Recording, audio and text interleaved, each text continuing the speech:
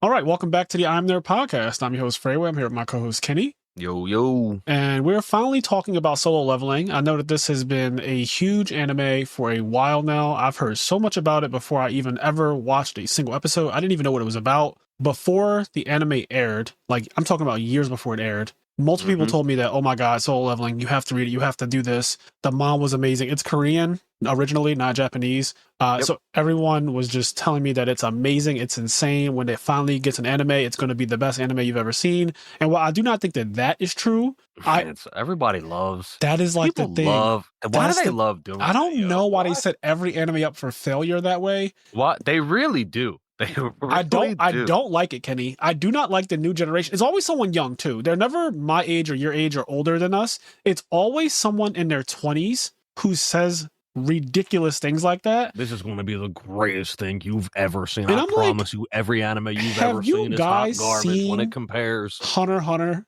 Like, have you seen Death Note? Have you seen Attack on Titan? Right? Like, there are so many It's anime. crazy. You know what I mean? There's so many, and for people who love it, Full Metal Alchemist, right? Like, there's so many anime Yeah. that I would say Put me on the list. are in that contention for, greatest of all time and stuff like that. Solo Leveling is a great anime. Okay, I want to be clear. I think that this anime is actually amazing, especially with the new age of anime. And I'm going to talk about that point a lot in this episode because I think that it needs to be stated again, just to be clear. Kenny and I grew up in the 90s, and the anime that were available during our time were much slower paced. Just how it was back then. The anime that we grew up on, Dragon Ball Z, Yu Hakusho, Gundam Wing, Sailor Moon, stuff like that. Those anime focused a lot on very long storytelling and very slow power creep. And nowadays, the trend of modern anime, especially shonen, is to have the characters get exponentially stronger in the first season and like eclipse everything that they set up as an obstacle. And a lot of times it doesn't even really feel like it was really built up to. Like, I'll give an example. Once again, an anime. Well, I can't say I like the anime. A manga that I enjoy, Black Clover. The anime voice acting annoyed me a lot. Maybe I'm petty. I should maybe go back and try it again. I don't know. But I enjoy the Black Clover manga, right? I said to say it's nowhere near one of my favorites, but it's enjoyable. But in Black Clover, Asta from arc to arc just gets like exponentially stronger, and it doesn't ever really feel like it makes sense why. They don't even say why. Yeah, like I get it. He does a lot of push-ups, and like I get it. He's like really buff, but he gets really strong, and he deals with some bullshit. And then like his like Fifth Clover like demon book just gets random new powers and new swords out of nowhere a lot of times, and it's like just kind of random for a lot of the show or manga or whatever. Toward the end, like they start to try to explain some of it, but it's still, I don't know, it's still just to make a great comparison here. Dragon Ball Z, Goku, who is the protagonist for most of the show, he dies in the very beginning of Dragon Ball Z, and he goes to King Kai's planet, and you see him training on King Kai's planet for arcs. And when he's finally done, he arrives back to Earth. He defeats Nappa very easily, but it's known that King Kai's gravity on his planet is exponentially higher than Earth's. And there's all these other things set in place, and you see the training that Goku goes through. And it's like over the course of several episodes in the original Dragon Ball Z, not Kai, but the original Dragon Ball Z, Goku trains on King Kai's planet for a while. And then when he returns to Earth, yes, he is exponentially more powerful. But he's still not able to just like flat out beat Vegeta though. Like that's just not how they set it up. In fact, he needs help from the other Z fighters. He doesn't beat Vegeta. That's something I just, as a side note, I just want to throw in there. Goku has never beaten Vegeta. It's never happened. Never happened. He's never beaten him. And that's a fact. That is a fact. In the Majin Saga, they have a fight, and then Vegeta knocks him unconscious at the end. But yeah, so Goku, he trains a lot, and then on the way to Namek, he is literally modifying the gravity of the capsule core the capsule core cap thing that he's inside of the pod, and he's doing all kinds of backflips and shooting Kamehamehas around that'll hit him in the back, and like dodging them and doing a bunch of push-ups and going through all of this vigorous training, right? And then also they established very early on that Saiyans, when they're close to death, they get stronger. And this all plays into how Goku gets stronger, but you see it happening while other things are unfolding in the story, like they're tracking down the Dragon Balls on Namek. You know, Krillin and Gohan are getting their powers awakened. And there's all these like things happening slowly while all at the same time Goku is literally training and getting stronger. And then he gets almost killed because of Captain Ginyu. And so he's in this, you know, incubator for a while before he fights Frieza. And that was a near-death experience with Captain Ginyu and stuff. So then, like, when he gets his body back, he's way stronger, of course, because he had a near-death experience. And that's what they established as part of the lore for Saiyans. Demon Slayer, something that came out very recently in the 2020s, 2019, 2020 era, right? A modern anime, modern manga. I remember after, like, episode 1 or 2, Tanjiro goes through, like, a montage in one episode. Yeah. And he can cut a boulder by the end of it. Like, at the end of the montage, Tanjiro can just, I believe that it ends with him cutting a boulder. And like, and then he's just slaying demons from there. Like, it had in the first like 2 episodes, I'm pretty sure that there's like a montage, and then Tanjiro is just exponentially stronger right off the bat. And that's just, you just have to accept that that's how modern anime paces. What's crazy is that in Demon Slayer, in that instance, right? I think like during that montage, I think like a year or so. Yeah, there's time that passes. I think it's a really long time. His hair grows really long, and so. And it was really early in the anime, and so I was like, oh yeah, cool, like I get it. Like, it was like fine. But Demon Slayer goes on to do this thing where like in between episodes, sometimes there'll just be like a couple weeks past. And then like Tanjiro is now fighting like he doesn't feel like, so like a year passed when he started his journey. Since then, I don't know if it's been a year. It has not. You know what I mean? They've been doing 2 months at a time.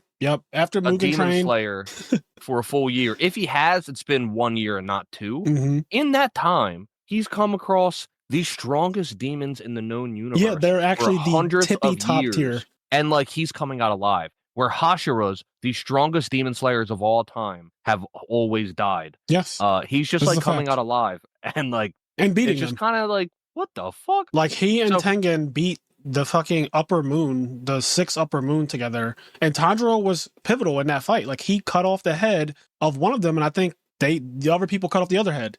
So like it's hype. It is. Really don't get me wrong. It's not that these things are bad. Sometimes the way they're paced is just like the pacing is not slow. Let's just say it's just not slow pacing at all. And it's not even normal pacing. It's fast pacing. I was gonna say you're gonna compare this to Solo Leveling. I was gonna compare it to Solo Leveling, but I want to make one more just to kind of really hammer this point in about how modern anime is paced nowadays. And I've come to accept it. A lot of people have a big gripe with this, and they critique all modern anime as being bad because they're all kind of following the same formula blueprint. But you got to remember, we live in a TikTok society now. We live in a very fast Instagram Reels, YouTube Shorts, TikToks. Everything is like quick, get to the point, dopamine rush, move on to the next thing. People don't like to sit in front of a TV for hours on end without stimulation constantly. JJK, which is considered one of the biggest mangas and animes right now, right? It's currently airing, and the manga is like huge. There's every time, you know, something crazy would happen in that manga. I remember people were like, they always compare it to One Piece. I noticed that everything is compared to fucking One Piece. Like, oh my god, JJK outsold One Piece this month. It's like, okay, like y'all know who the king is. Yeah, like at the end, exactly, right? You only listen. LeBron only gets compared to one player, right? So like. So like my point is JJK has the exact same thing where Itadori episode 1, he's like outrageous already, but then they established this thing called a black flash, which is this technique that is super hard to do, and the world record of how many have been done simultaneously or in a row by any person was set by Nanami, and it was like 3. And then the first time Itadori does a black flash, which is all in season 1, he does 3 in a row insta.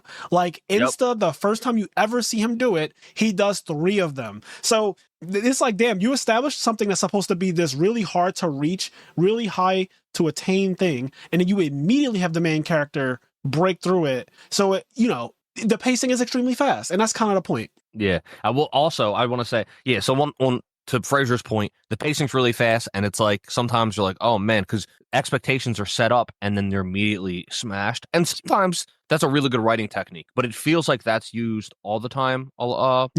Nowadays. I do want to say also though, I do love that scene when Itadori is like mind blank and he's standing there, and then in the manga, because after we watch an anime or something, I'll usually look at the manga panels like for those chapters. I don't ever go ahead because I didn't know this. I don't want to ruin it. Like, just for example, in terms of like Attack on Titan. I remember when we were waiting for Attack on Titan to come out, I was like, I could go read the ending of Attack on Titan. Yeah, you can just find out. I was like, but the anime is what I've done so far, and there's all these other things like the music and the anime and like how good the anime looks. You can't get that. Yeah, I can't get the end. I used to read Attack on Titan way back when it first came out, and I remember what the manga looks like, and the manga doesn't look that great. No, it doesn't. It looks like sketch art. So I wasn't going to go ruin my experience when I already did everything with the anime with that. Anyway, for JJK, I was looking at the manga panels because I'm like a huge enjoyer of like manga art, and there's like a style that is captured in a lot of manga that I feel as though doesn't always make its way to the animation screen. So anyway, in the manga, that panel, he's like blank face. I'm pretty sure it's right before he does the black flash. He's like blank face. His jaw's like open, and he's like completely dead stare, and then like slobber kind of like comes down his face, and then you see like the slobber like drip down, and you see it travel through different panels, and like it almost shows like a time lapse, and then like when the saliva drop like hits the ground, boom, he like does the black flash. It's so sick the way it's like demonstrated. Yeah, now something only a manga could do actually too. I know what you mean. Yeah, the way it's demonstrated is like really, really sick and artistic, and I just love when manga artists really take their time to use their medium like to their benefit, and it's just something I really enjoy a lot. So I just wanted to say that because that moment, although in my opinion and Frazier's opinion, it is a moment that kind of shows a problem in our opinion that a lot of anime manga have nowadays, is that they use the technique of like setting an expectation and instantly smashing it. They use that a lot nowadays. Yeah. But in that instance, it was artistically really well done, even though I still think it's a little nonsense. So now let's finally get into Solo Leveling here, which is another modern anime. And I think, so my overarching opinion about Solo Leveling, and I, to be clear, this is just going to be on season 1. I know that season 2 has basically concluded. Like the last episode that came out is essentially the end of the season. I think there's only one episode left as of recording right now. So season 2 is done. And I am current on season 2 only. I've not read the manga at all. I've not read the manhwa or anything like that. So I don't know what happens after season 2. I'm going to only talk about season 1. And that is it. So just to be clear, I have not seen season 2. I've only seen season 1, which I believe is 12 episodes. Yep, it is. I will watch. Thankfully, season 2 is like basically done. Yeah, so you can watch it now, and it'll be great. I'll watch season 2 relatively soon, and then in the near future, we have like Free Ren I finished season 1 to do, and then we'll do like the next Solo Leveling season 2 podcast. Exactly, and we have Invincible coming up. We have a lot of content coming up, guys. So if you like this podcast, if this gets you through your day or the gym or sorting cards or whatever, if you're a driver and you just like to put something on as background music, or you just like to hear someone talking while you do other things, tune in. Even if you don't necessarily watch anime, I know that some people listen to the podcast and they like the Yu-Gi-Oh episodes and they don't always care about the anime stuff, but you might just want to hear us rant. And sometimes people find it interesting. Like somebody listened to the Free Ren podcast, which has been a Patreon exclusive for like a month now, and they were saying that like this sounds amazing. Just the storytelling, the way you guys talked about it, just sounded amazing. And I don't even know what Free Ren is, but we talked about it for 2.5 hours on a podcast, which you guys will be hearing that episode soon. Anyways, so Solo Leveling, it is very cliche in a lot of ways, but I love it. I actually factually love this anime.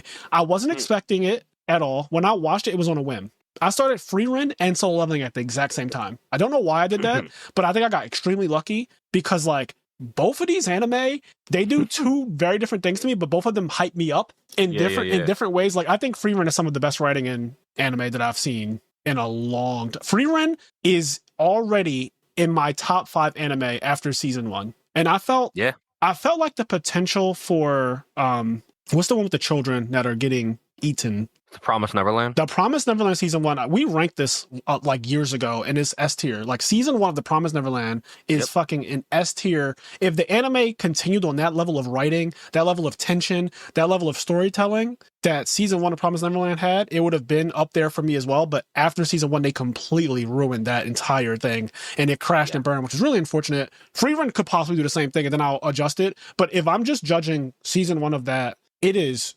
so good to me from a writing perspective, from an action perspective, from all these other perspectives. Solo Leveling to me, while it's not like the writing is nowhere near on the level of something like Free Ren, I think what it does make up for it in is just like hype moments that reminds me of the way I felt about Bleach as a child. Like when I was a teenager and Bleach was coming out, you know how Naruto was always better written to me than Bleach. Like I'm being completely honest. Naruto was always the better written show, the one that I connected to more on an emotional level. Whereas I felt like Bleach had the better shit talking and the better like action overall. Like Byakuya versus Ichigo, that first time you use Bankai, even the word Bankai, the way it's said, something about it is just hype. And you know what I mean, Kenny? Like it just has those hype moments. Bleach is hype. I know. Because Bleach, I shit on Bleach for years, and still do. Yeah. For having not great writing. Yeah. And in fact, a point of this is going to be brought up later for one of my points, but I'm not going to talk about that right now. But I've shit on Bleach for years, but I still love Bleach. Yeah. To be clear, I love Bleach. I've read all of the manga twice. I've seen all of the anime except for the newest season. But yeah, anyway, Bleach is awesome, but it's always been one of those things where like the story's good enough and the characters are just really enjoyable. Like I like a lot of the characters, the cast, the character designs, the art style. Like Tite Kubo is a great artist and he has a thing for like style. He really makes really stylistic characters. I wonder if he's gay. And he might be. Just because of the fashion alone in Bleach. Like when you say, a lot of writers just use the same exact costume for their characters the entire fucking thing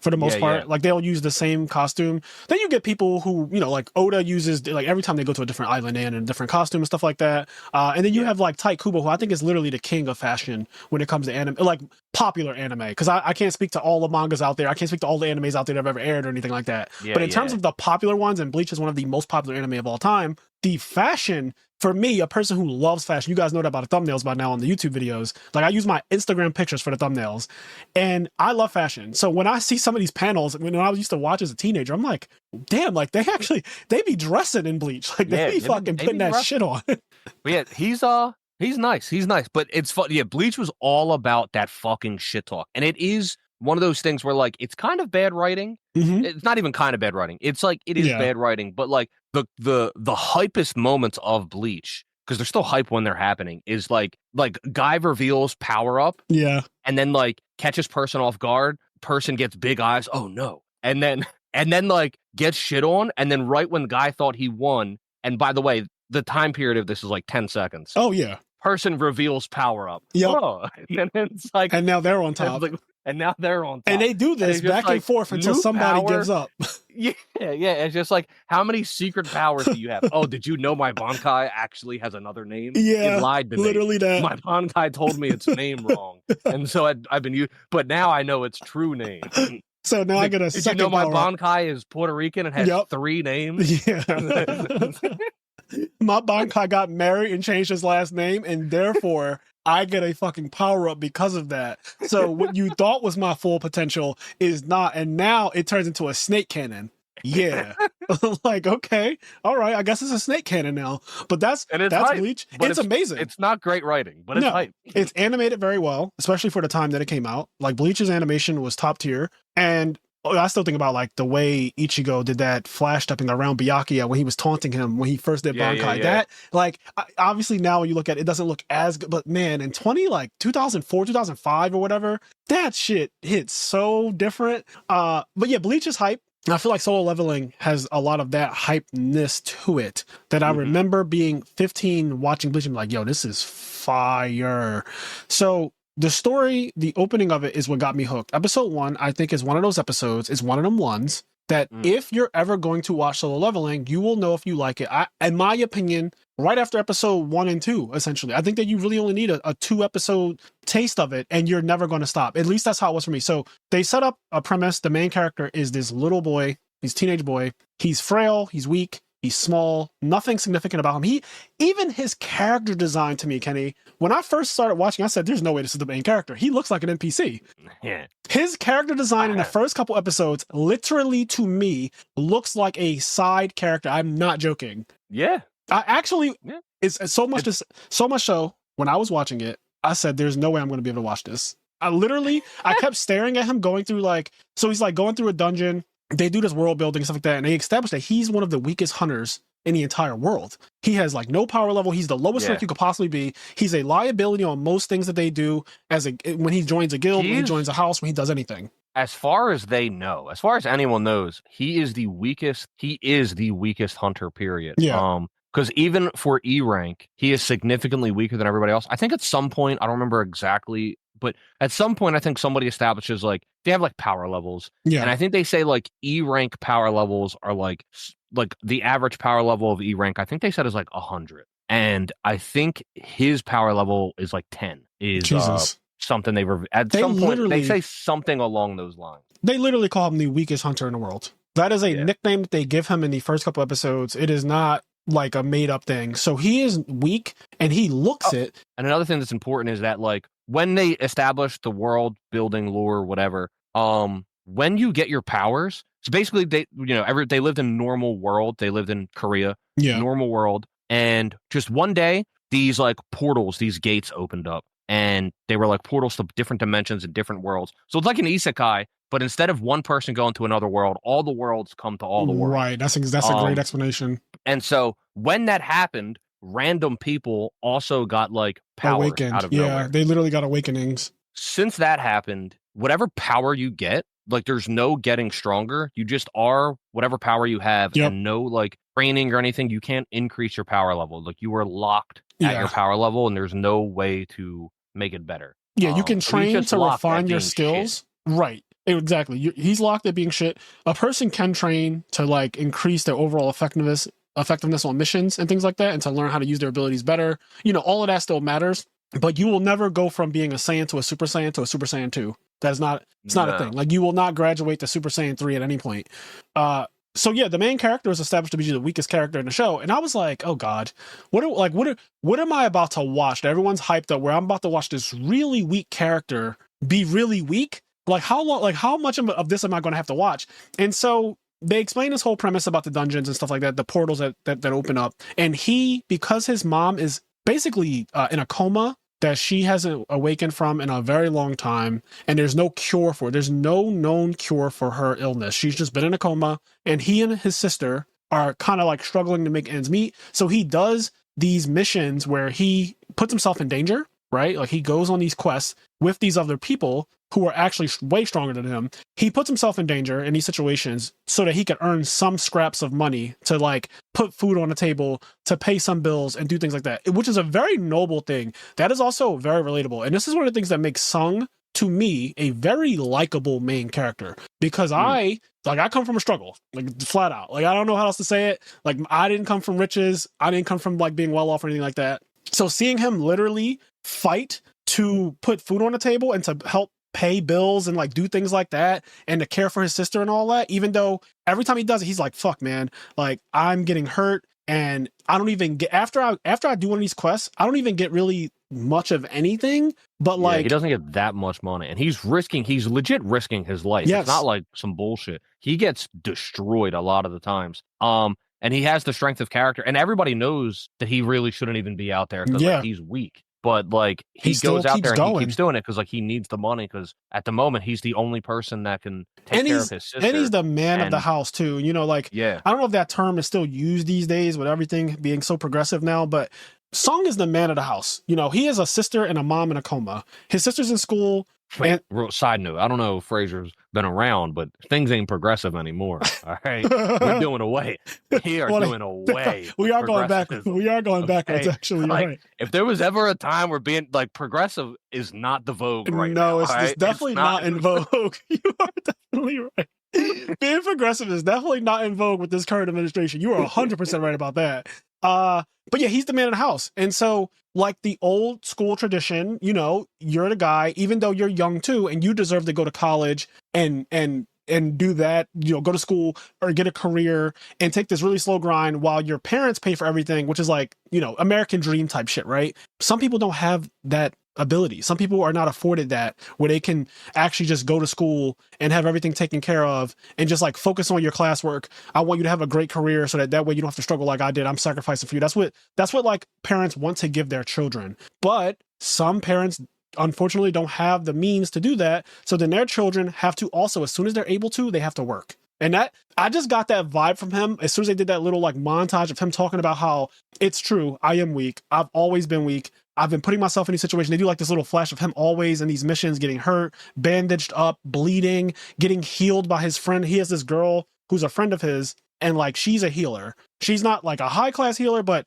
she's a pretty decent fucking healer, and she just heals him all the time and stuff like that. He's like a burden to her, but they have a good relationship where she cares about him. He clearly cares about her, and he would be dead without her, flat out. Like he would, because some of the other hunters, they don't really care about the weaklings either. The society that Korea and honestly the rest of the world has been changed to now that hunters are a thing, and that mana, what do they call it? They don't call it mana, is from Free Ren. They call it aura, like their aura or whatever. Like everyone, I was gonna say, I don't know if they have like a name for it, but maybe they call it aura. They do mention aura in Solo Leveling. It's like, I can see his aura, or I can see the aura. Like when he fights that one guy Jang, he's like, I can, because my perception ability is higher now, I can see his aura, and he's around B rank or whatever. They start doing stuff like that. But to the point, without this healer, he would be dead, because the other hunters, they don't really care. And they kind of tell you this other thing too, which I think is cool, just as for the world building. When you're in these portals, when you're in these different dimensions, these dungeons, whatever happens inside is not like part of the real world, in the sense that if someone dies inside of there, if you murder another person inside of there, if something happens, whatever happens in a dungeon is just like Vegas. It stays in the dungeon. Like I could kill you, basically, to just get to the point, like I could kill you in the dungeon, and if I do it in there, it's not like a crime because I did it in that portal world. When I come back to Korea, I could have murdered you and then cleared, like the dungeon gets cleared, and when we come out, I will suffer no consequences, but I straight up murdered you in there. Like you're dead. And that's like a part of their world, and everyone kind of knows it. And they have like these hunters that are known to be bad people that hunt people. Like they fucking kill people, or they just do bad things. And so that's like another thing too. But I say that to say that like the people who have become hunters, they don't really have the empathy like that to care about weaklings all the time. Like if it's the mission or this person, oftentimes they will just choose the mission, and the people get fucked. You know, if you're weak, you just get fucked. It's interesting too, because there's definitely people that are like really cocky, and it's funny because it's like, it's not like you earned your power, right? Like, you just woke up one day and you were just strong, and it's definitely immediately like rich boy syndrome, where rich kids just like entitled, act like they're their shit over other people, and it's like, bro, you didn't do anything for this. Like you just woke up with it. Yeah, people just wake up strong, and they just instantly talk shit and look down on everyone. But you know what, Kenny? I think that is so, and I don't think you think otherwise. That is so real. Oh no, it's real. Yeah, isn't that just realistic though? Like, isn't that exactly what people would do? People would just immediately be like, I was gifted this power from God, and I'm better than you. That is literally what people would do. There would be a class system immediately, just like they have. They have the S rank hunters, then they go to A, B, and they go all the way down to E or whatever. But literally, people get treated differently based on their class. And there's this new class system now because these powers have awakened. So you could have been a poor person before, but you awaken with some S tier power now. And now your family's rich, because part of the world in Solo Leveling is also, when you go into these portals, these dungeons, when you clear them, you come back with these stones that are valuable. And it's this new energy source that all the countries are now using, and they're kind of like mining for it, essentially. These stones are very valuable. They are used to make weapons, armor, and to just be sold, you know, for wads of cash. And depending on how difficult the dungeon is, dungeons are ranked just like hunters. So there's S rank dungeons all the way down to E. Yep. And based on the dungeon that you go in, the stones that you get are different. It's literally like an RPG video game. Yeah. It's the whole world of Solo Leveling, to sum it up, is really just like an RPG. But like Kenny said, which I think is perfect, unlike something where an isekai, where one character gets reborn into a different world. That time I got reborn as a refrigerator inside of, you know, Grandia 6. Is like, no, in this world, the worlds come to regular life, and they're now invading on us. You know, it's the opposite way. So it's a really cool concept. It's not like some unheard concept or anything like that. But what is cool is like what happens in the first 2 episodes. They go into a dungeon. Main character super weak. He gets hurt. He gets healed. And then they have this option. We could end this mission right here, or we could go to the secret second dungeon that appeared. Yeah, they found the secret passage. And this is kind of like a anomaly thing. Like, this doesn't happen all the time. This is some just how they have anomalies in Attack on Titan where these certain Titans are just like weird and they behave unlike other Titans. This dungeon is behaving unlike other dungeons. It's known about though, so it's not like completely unheard of, but it is known that like, yes, dungeons can have a second layer to them, and it often is more difficult, but the rewards are like insane. So there's this lore to it that everyone's like, man, if we can clear that second dungeon, the fucking gemstones that we could bring back are going to be nuts. And so they have like a vote. And basically, it comes down to a tie. One guy says, fuck it, let's go deeper. So they go to the second dungeon. They enter this room, and there are these gigantic statues all around. And in the middle is like an altar. And there are these writings that say, obey the law of God or die. And immediately, because the anime had a tone before that was honestly like not that dark, right? Like you see them fighting goblins and shit like that. I'm like, okay, it's giving Goblin Slayer vibes. Like, I see little green people getting killed or whatnot, people getting healed. Very, very childish, very whatever. They enter this fucking second dungeon and get into this room where that message is. Even something about the art of those statues, like everything just looks darker.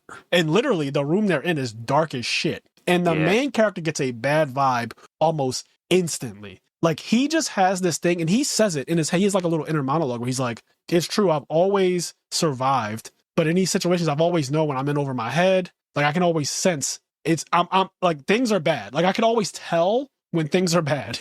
Yeah. That was something I thought was kind of cool.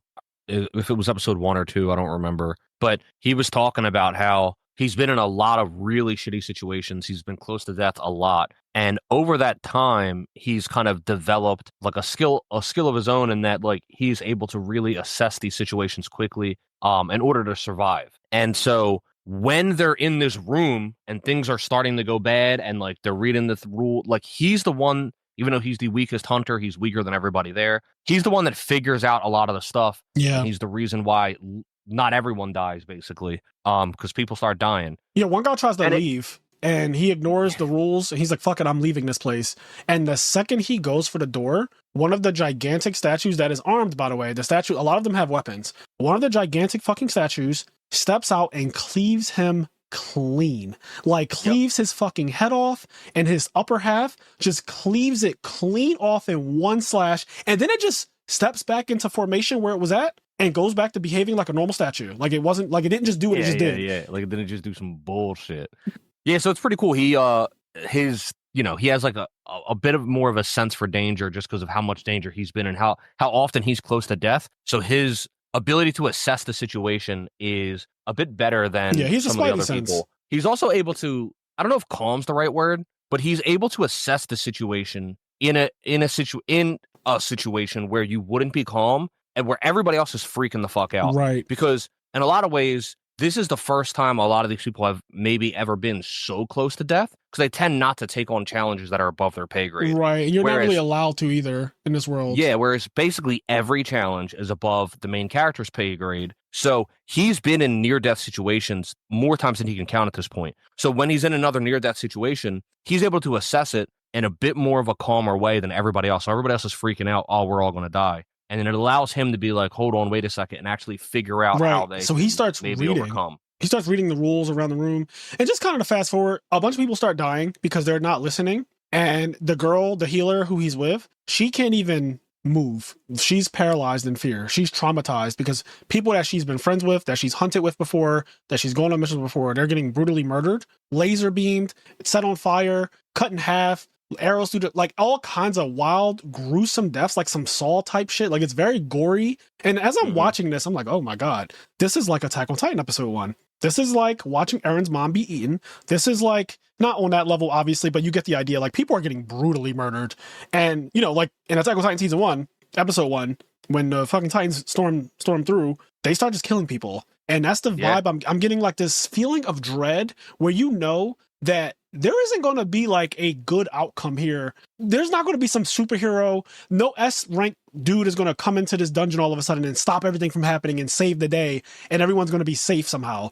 People are dying, and people are going to continue to die until there's no one else to kill. And it kind of goes that way where the main character is able to essentially bleed out on that altar in the middle of the room, and that allows a door to be open that they can escape from. So essentially one person, the rules read that like one person can stay behind and offer tribute, offer themselves as tribute, and the door will be open as long as they do that. So he tells everybody to run, and he literally sacrifices his life. Like he knows I'm going to die. Like that is 100% where this is going. These things are going to kill me. And he's afraid. He's having real human emotions. And I felt that because I always say the worst way to die, in my opinion, is to know that you're about to die. Like, I think that's awful. Like if you're in a plane and it's about to crash, I think that it has to be an awful feeling to know the plane is about to crash, as opposed to just like you're sleeping on a plane and it crashes. You don't fucking know. You just die, right? So I never want to be in a situation like drowning is an awful death to me. I always think that like drowning is probably one of the worst things that could happen because apparently you're alive and you're aware of so much of the process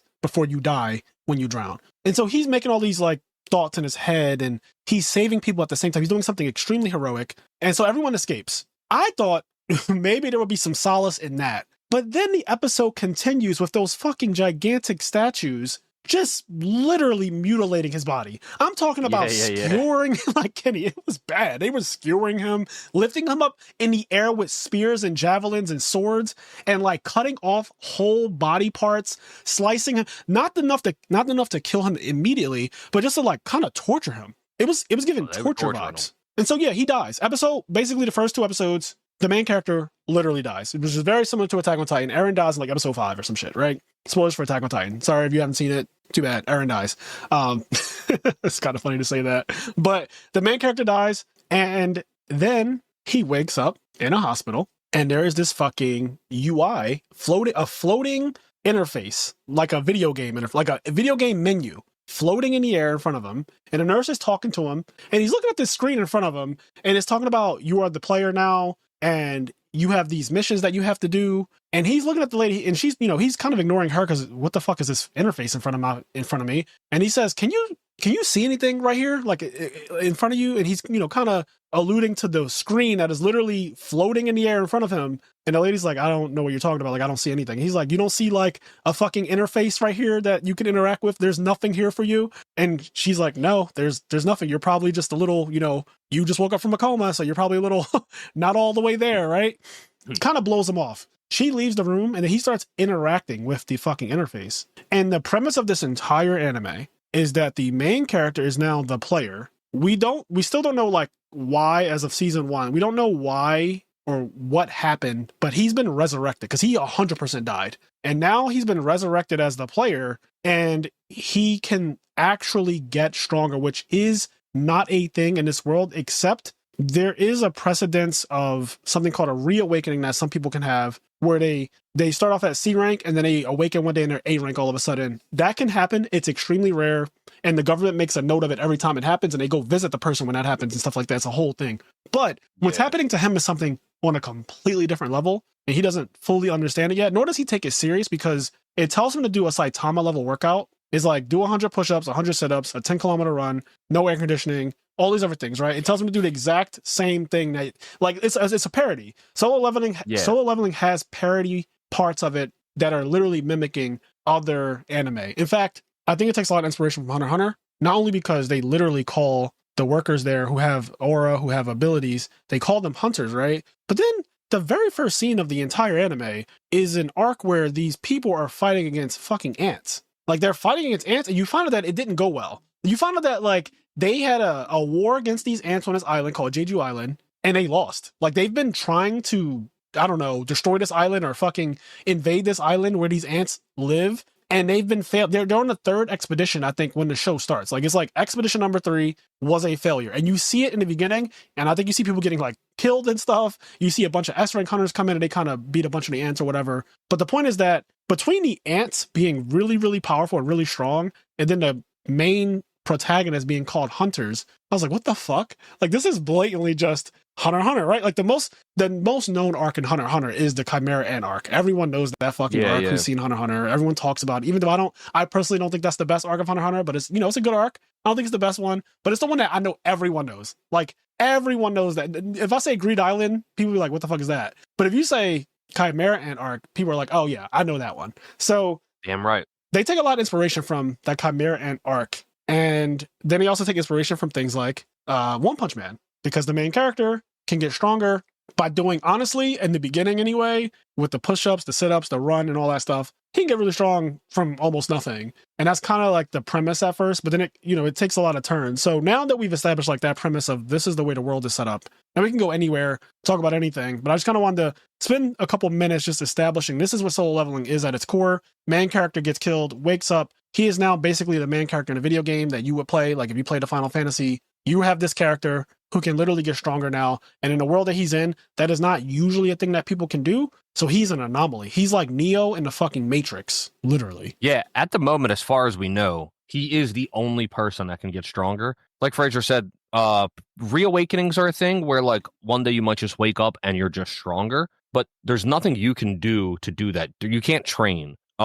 Currently his like power, his reawakening, if that's what it is, his new power is like essentially the power to get stronger. It's not even just the power to get stronger, it's the power to be a video game character, because he has menus and he has daily quest and he has all this other random shit. He gets items and loot boxes. Yeah, items and loot boxes. So he can actively make himself stronger and like essentially just do whatever he wants, and like he can reclass and do all this other weird shit. So he is 100% an anomaly and the only known person that can do that. I don't know if anybody else will get introduced at some point that is similar, but he is currently the only known person that can do something to make himself stronger. Nobody else can do that. And what I think is really cool about solo leveling is if you are a person who's played RPGs in your life, Kenny and I have played several, like over 10, probably over 20, maybe even over 30. We played several RPGs in our life. I would say we both played over 30, honestly. If you've played several RPGs and you just know how RPGs... Final Fantasy alone is like... I know. That's half 30 right? already. Yeah, half, like half right there. Not even counting all the any spin-offs. other franchise. Yeah. Because I played Legend of Dragoon, Legend of Mana, Legend of Legaia, like just the list, Kingdom Hearts, like there's so many, right? Pokemon, like all the Pokemons, right? They're all fucking RPGs. Yeah, okay, Final Fantasy and Pokemon gets you to 30 alone. It like does. That franchise alone gets you to 30. It gets you to 30 so quick. So yeah, the main character, like he can get stronger, and he kind of does this in a very interesting way because again, if you know RPGs, you can see all of the inspiration that this anime has from blatant RPGs. Like I almost feel bad if you don't play video games and you didn't play video games. I don't think that this anime would hit as hard as it does for someone like us, who literally we kind of get what he's doing. Like some of the things that happen, I'm like, oh, that's so fucking cool. Like leveling up and getting to put your skill points into a certain thing reminds me of certain reminds me of certain video games where you can, after you level up, instead of just getting base, here's +6 strength, +3 agility, whatever, he can just put them wherever he wants. And that's a cool concept because even in the beginning of Kingdom Hearts, you can choose how you want your Sora to be. You can choose if you want a magic Sora, an attack-based Sora, a defense-based Sora. You can choose, and your Sora, when he levels up, will get skills earlier depending on what you chose him to be when you started the game. And that's, you're locked into that. Like, yeah, you said what? I said that game is so good. Yeah, no, Kingdom Hearts is goated, right? It's goated. And so like, you know, it's cool to just see that kind of thing happening in solo leveling. But one of the first things that happens is he ignores his daily quest to just do exercise. He just completely ignores it, disregards it. And he gets teleported randomly to a fucking desert where there is this gigantic red centipede looking thing. I'm talking about the size of a building, like a skyscraper. And it is chasing him and trying to murder him. What's that Yu-Gi-Oh card? There's a Yu-Gi-Oh card, it looks like. It might be like Ultimate Insect. Doomdozer. Yeah, Doomdozer. It looks like Doomdozer. Yeah, a red Doomdozer, a red and black Doomdozer. It looks exactly like that. You're right.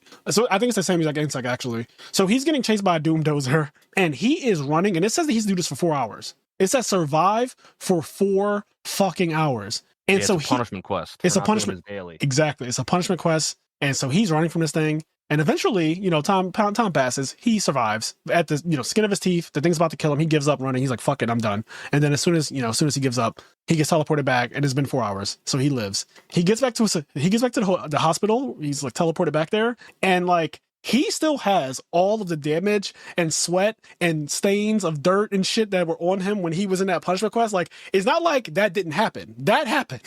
Like that fully happened. My man is tired. He's exasperated. He's like, did anyone see that? Does anyone know what just happened to me? And he's like, okay, from now on, I'm doing my daily quest. And so they do a little thing where you see him every single day. He does his daily quest. And over the course of the next like 2 episodes or so, his physical appearance changes to that of an actual main character. So this is nonsense, by the way. Yes, it is. So he gets stronger, fine. He gets way taller. Yes. And I was just like, So he was probably 5'7" in the first couple episodes when he has the bob. Like he was 5'7" with a bob, like a Sir Farquaad bob from Shrek. He had the same exact hairstyle as fucking Sir Farquaad, whatever his name is. He has that hairstyle, that bob. And by the end of episode like 4, my man is 6'2", chiseled to all heavens. Okay. Yeah, I was like, why do you get so tall? He also like, he gets really edgy. Like he starts talking like very different. Like the way he starts talking, like he's like not like his voice changes. It's really funny. No, his voice actor literally changes the way they speak. That's not even. He goes through a whole I was like, bro, it's been a week. He goes through a whole transformation. Yeah, he gets strong as shit in that short amount of time by doing the One Punch Man workout. Yep. All right, it must, and he didn't even have to shave his head. No, he just gets attractive, tall, and very chiseled, while he's still in hospital care. And the nurses come in one day, because I think it literally has to have happened overnight, because they would have noticed the gradual change of it was gradual. Because it's not like nurses aren't checking on him every day, if you think about it. I've been hospitalized before. Like randomly, he got hot as fuck. Yeah, like one day. Hot. Yeah, one day the nurses come in, and they're like oogling over him now. They're like going crazy over the way he looks. And they're saying, where did he come from? Did he always look like that? I don't recall him looking like that. And then the one nurse, I think his main nurse, who really didn't care for him at all, she was so indifferent to everything he ever said. Now, when he talks, she's not hearing a single thing he says, and she's giving her number out to, like, she's like, hey, maybe you should take my number down just in case you need a little extra, medical attention later on, like, just take this in case you ever if you need a shot or something, I got you. You need some medication, you need a refill. Hell yeah. I got you. So he doesn't pick up on any of that because he's not focused on that. He's just thinking about, I am now the player. I'm getting stronger. This is something that I've always wanted. And what I love about him is that he's very inquisitive. This is what makes him feel like you at the beginning of an RPG. He doesn't know how this all works yet. He's literally testing it out by just doing random shit. Like he's just like playing with the systems, trying to figure out the menus. It's like when you first start Monster Hunter. Yeah, you don't know where everything is. You don't know how positioning works. And I remember also in the early part of this anime, he goes into like a random dungeon that's generated by the system. Like it turns a train station into a dungeon. Yeah. And he goes in and he fights literally goblins, right? Like he fights like little low-level goblins and he beats them. He does get like cut at one point, but then after he beats him, he levels up and he gets something called a full restore. And this is like super RPG shit now because certain RPGs are ruthless, and when you level up, you still stay at the same HP that you were. And then you get the RPGs where you level up and it literally gives you all your MP and HP back. So he's playing one of the broken RPGs where when you level up, it's a full restore of HP and MP, which I kind of love those anyway. I like playing close to death. And I'm like, well, if at the end of this fight, I level up, so I get all my shit back anyway. So I'll just like use Thundaga or something right there because it's like, I don't care about the MP. I'm going to get it all back because I'm so close to leveling up. So he's playing that. That's the RPG he's in. One where when you level up, you get a full restore. And that's relevant throughout the entire show, I feel like, because it's a way that he can technically, in the middle of a fight, beat a monster. Like, let's say it's 2 weaker dudes and a boss. He could like beat a monster. And if that's enough to level up, he will get a full restore in the middle of that fight, which is kind of broken. So he's learning how to use the system. He's beating up these goblins. And then that's the other thing, like the system, because at first, he's gotten fucked up by goblins a lot in his life. Yeah. And so he's pretty timid when he's fighting these goblins at first. And then like he kind of gets there, even though he's gotten a lot stronger. He's kind of timid fighting them, and then he like gets better at fighting them. And then he realizes something they do. I'm sure there's multiple games that do this, but the one I always think of first is Xenoblade, where he starts to recognize, because like these wolves show up, that the color of the enemy's name indicates how strong they are in relation to you. So for example, the goblins' names used to be like orange or yellow, which means they're like kind of a tough fight. Like you can beat them, but like you're going to get hurt in the process. Right. If their name is white, they're just like fodder and you can just like mow them down. If their name is like red, they're like above your level. Run on sight. It's like really, really fucking hard. So he starts to notice that like everything ends up having like this RPG element where he can just look at someone and like see their name, and what color their name is will tell him how difficult of a challenge that's going to be. That centipede had red. The centipede was red as fuck. The wolves were like deep orange. Yep. And then like as he fights them for like fucking hours, eventually I think their name goes down to like yellow or white. Or it becomes normalized. Out leveling them in the dungeon. And they run from him. At first, he gets attacked by a pack of them, and he was putting all his level up skill points into strength. So he's only leveled up strength because he's like, I feel like this is the most important thing. This is very basic thinking, too, for anyone who played an RPG, especially when you were a kid. You just kind of put everything, if you get the opportunity to assign skill points or whatever, a lot of times you think of speed and attack power. Oh yeah, that's another thing. I think the only reason why his other stats ever went up, because when he does like achievements, when he gets achievements, he gets skill points, like you said, and he can allocate the skill points however he wants. And he basically just always puts them in strength. But when you get a level up, because it's been like a week or two, Yeah. he never got a level up because he was only getting like daily quest rewards, and he would get skill points and allocate them to strength. When he goes into the dungeon, though, he actually is in like actual combat, getting EXP, which lets him level up. And then when he levels up, if I remember correctly, all of his stats just go up by 1 automatically. They do go So, up, like, yep. all of his stat points will just go up by one when he leveled up. And then other achievements get some skill points to allocate. So, like, his strength is way higher. And then the only reason why I think he ever gets to see the benefit of the other stats, where he gets to, like, fucking see people's auras and stuff like that, is because as leveling up, his other stats got better and then allowed him to see the virtue of what some of the other stats He does make a conscious decision to start putting points into other stats during season 1, because he starts realizing that some things he can't even do without leveling up. For example, intellect, which is needed for magic, stuff like that. He'll be like, I can't use this because I don't have the intellect to do it yet.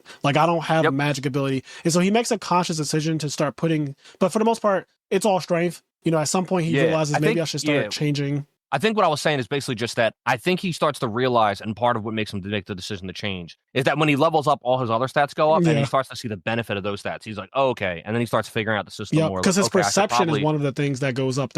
I think perception is such a cool stat for his world. He can literally perceive danger. Like, if he goes into a dungeon and there's 3 hallways, he can feel the boss is down here. Like, there are three paths, and because his perception is higher now, he's like, I don't know why, but I can just feel that the boss chamber is this way. Like, he can just tell because his perception is higher. And I think that type of thing is really fucking cool. But yeah, as he's leveling up, he's putting in stats, and the enemies, their names go from dark orange or whatever, or red, to, like, after a while, white, because he's so much stronger. He ends up at like level 18 or something. He ends up fighting a boss, and it's this gigantic Leviathan thing that I was like, there's no fucking world where he's beating this. And he struggles. He gets fucked up, but he's able to, like, because he's so strong, when a thing does that typical mouth attack that every, like, Leviathan looking thing does, where it just kind of crashes into him, he grabs its top jaw and bottom jaw and, like, gets pushed back into a wall, and he slides far back, and he's like, fuck, this thing is so goddamn strong, I'm not able to really do anything, and I have to get out of here. He, like, runs away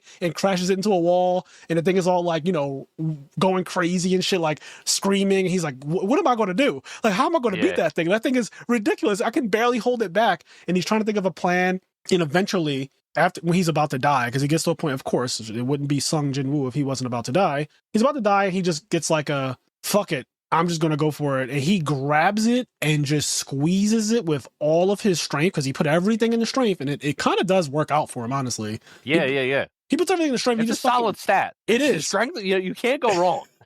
It just reminded me, he picked up a stick, I feel like, and started beating on the fucking hounds and shit. Because his dagger like broke at one point, and he just had to find something to beat them with.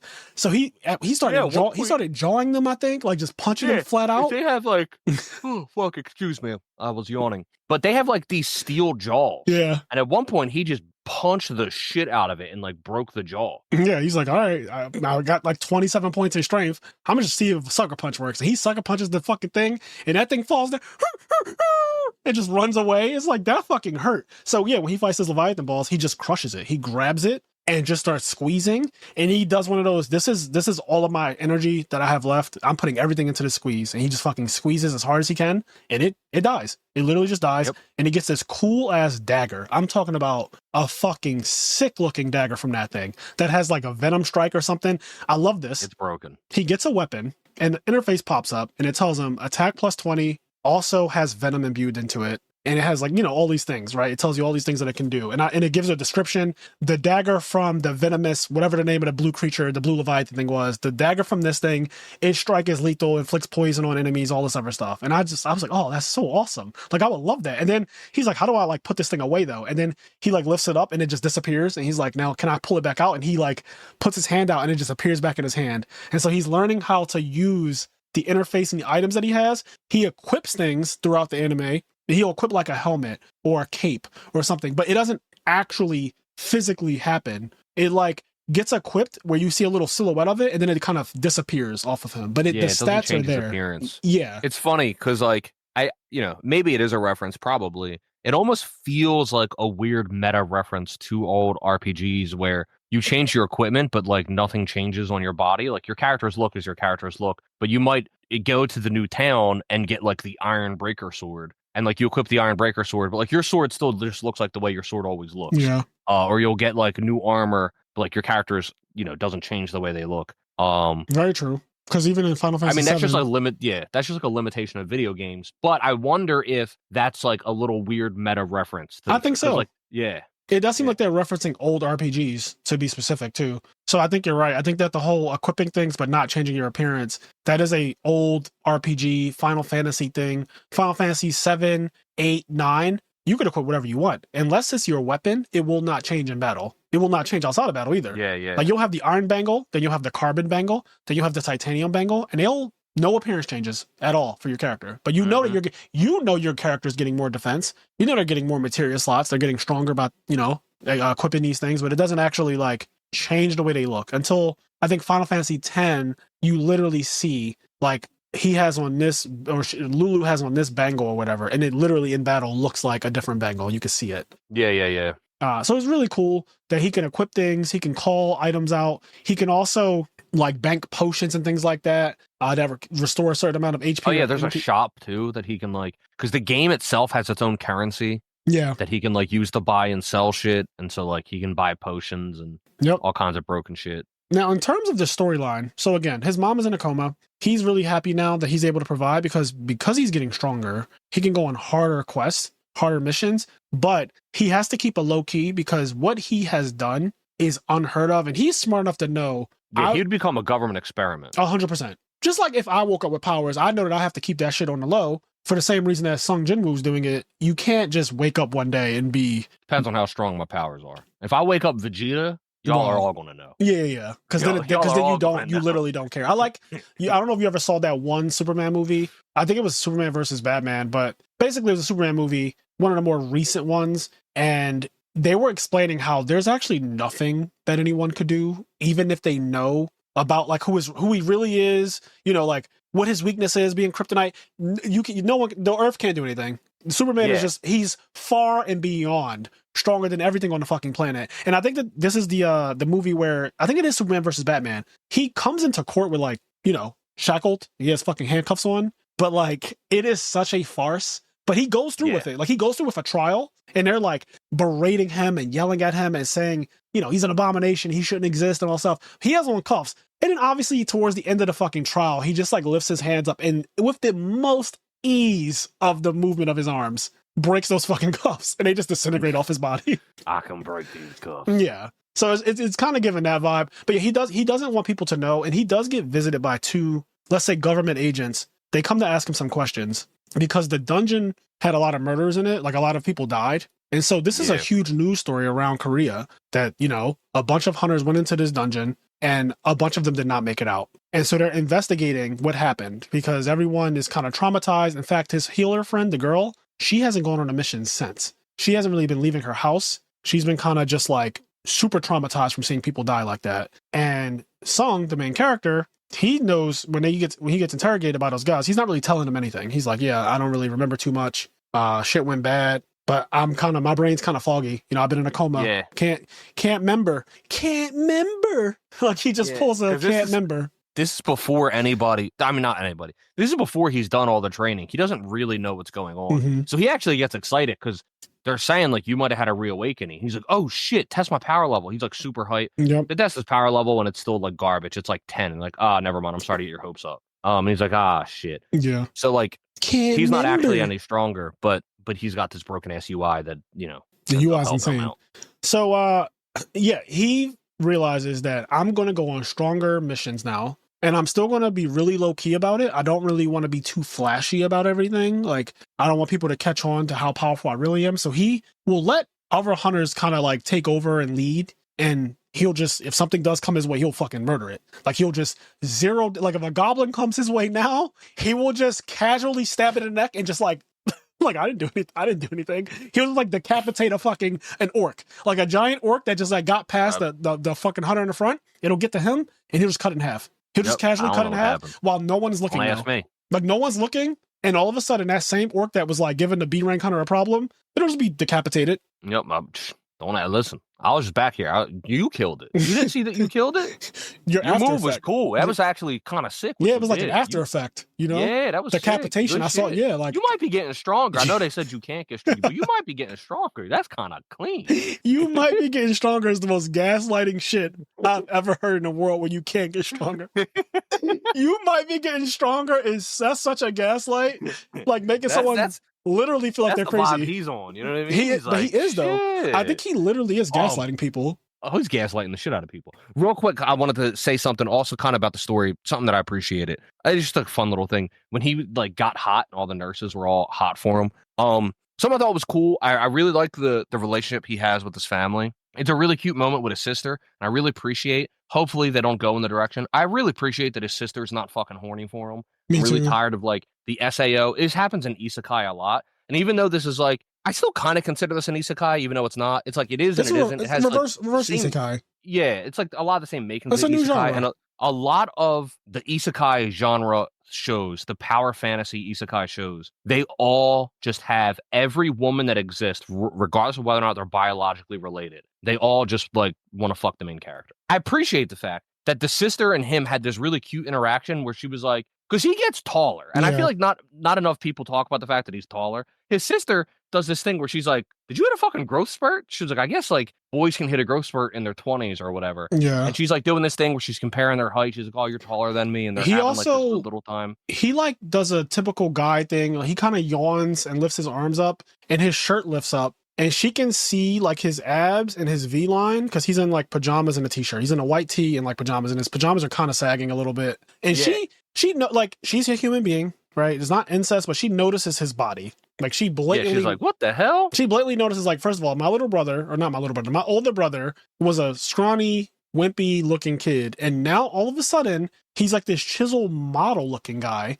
She's not attracted to him, but she's noticing like, what the fuck is going on? Like, you are not. It's just cool. I like their relationship. They have a cute like actual brother sister relationship, and I think it'll probably become more important as it goes on. I imagine and so. It's not weird, and I just want to say I appreciate the fact that it's not weird. Yeah, that's all. Because while this anime is a parody, I feel like, of some other anime and stuff like that, it is more serious than usually parodies are. Like, it's more serious than One Punch Man. Like, One Punch Man is super unserious. Some of the other parody anime, you know, it's hard to take them. But I think Solo Leveling, once it gets going, the premise of what's happening is like pretty fucking serious. And I think when they established the whole like people who kill people, hunters who kill other humans, that shows you how like dark the world is, and you get into this whole thing. So he's taking these odd jobs, and he ends up taking a job with this random group of people that just need to reach 8 members to go on a dungeon, because you can't go on a dungeon mission or whatever without a certain number of people in your party. So what they do is they hire like random low rank hunters,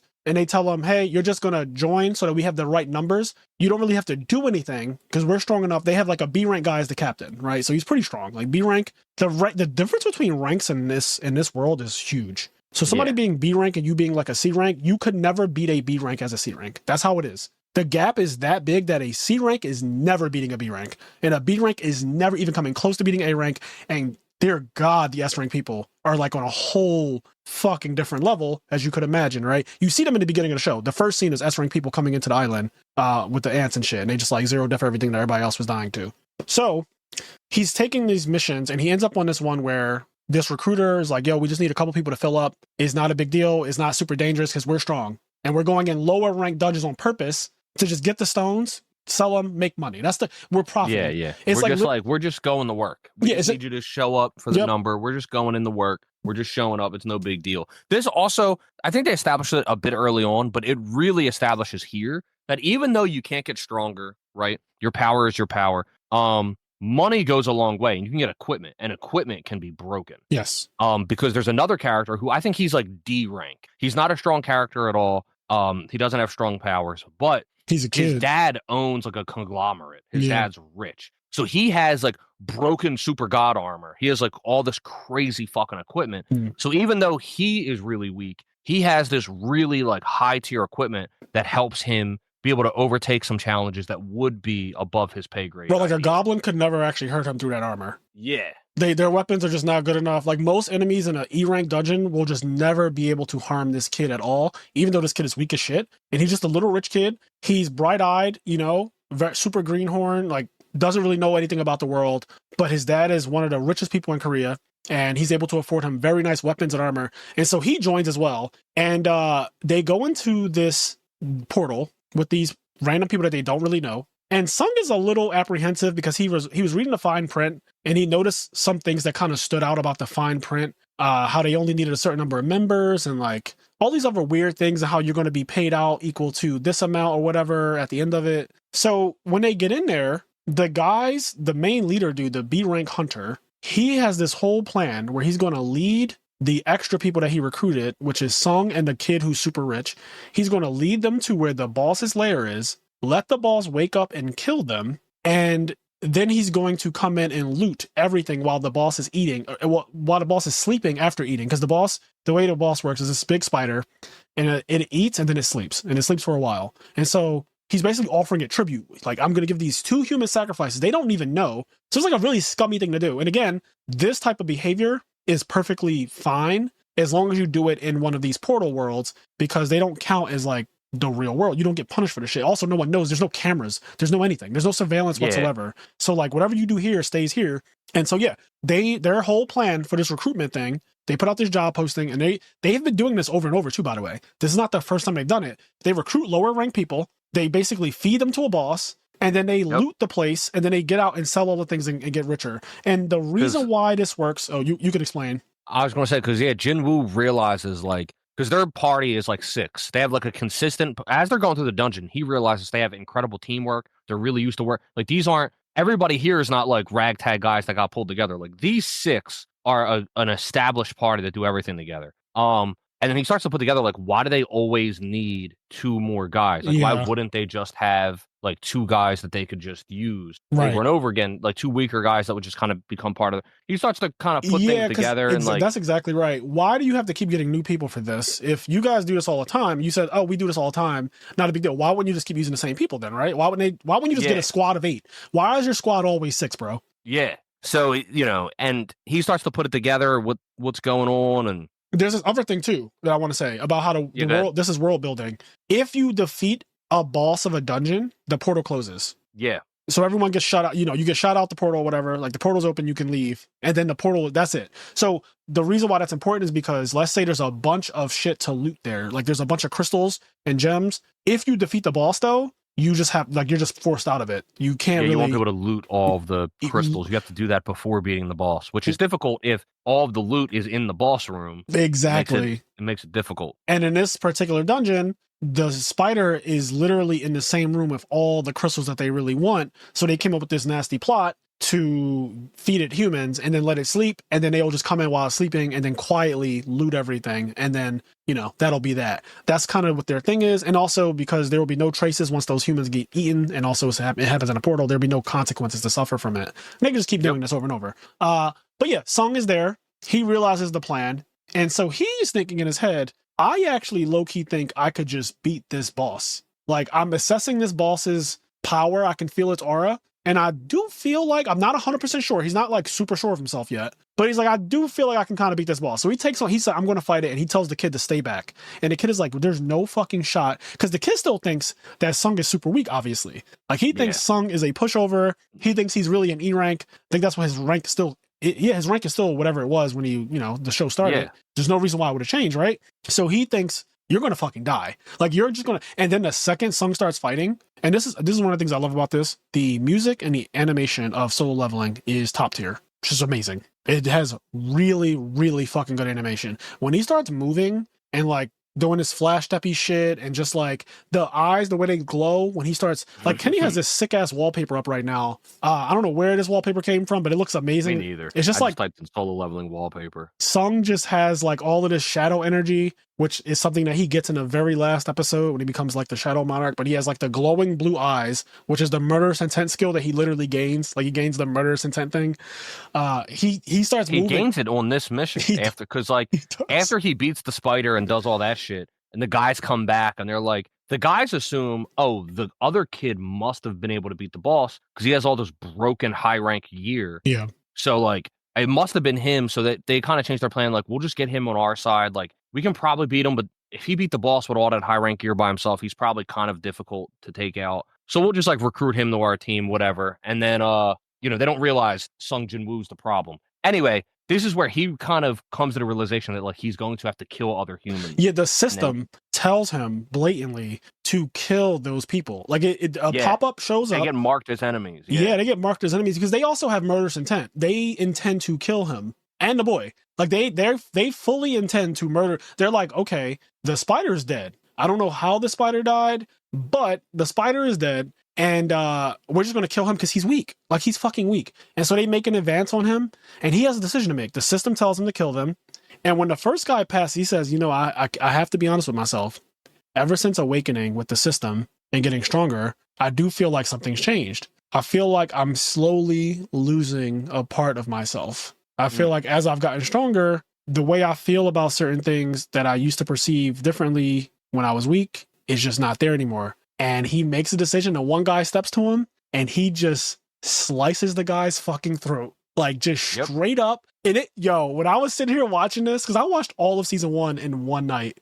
When I first saw him kill that guy, I was like, oh, this is already one of my favorite anime characters. He just killed that guy so quick. And like the blood just starts pouring out from the guy's fucking neck. And everyone's watching this too. They're like, the other guys are seeing this happen. And they're like, what the fuck? Yo, he just killed John. Yo, he just fucking killed. Yo, get his ass. And they just start swarming him. And he just starts murdering everyone there. And the boy is like, oh no. Like, what's happening? Like, he's just killing everybody. He's going to kill me because he thinks he's like a rank hider or whatever. Mm-hmm. I don't know the exact term they use. Yeah. But some people, maybe they're like B rank strength, but they hide their rank, they hide their power. And in order to like go into low rank dungeons or whatever, I don't fully know why they do it because you can just go in the low rank dungeons anyway. There's nothing stopping you from being a high rank and only doing low rank stuff. But basically, I guess this is to catch people off guard. People hide their rank, go into like low rank dungeons, and then like they'll just kill people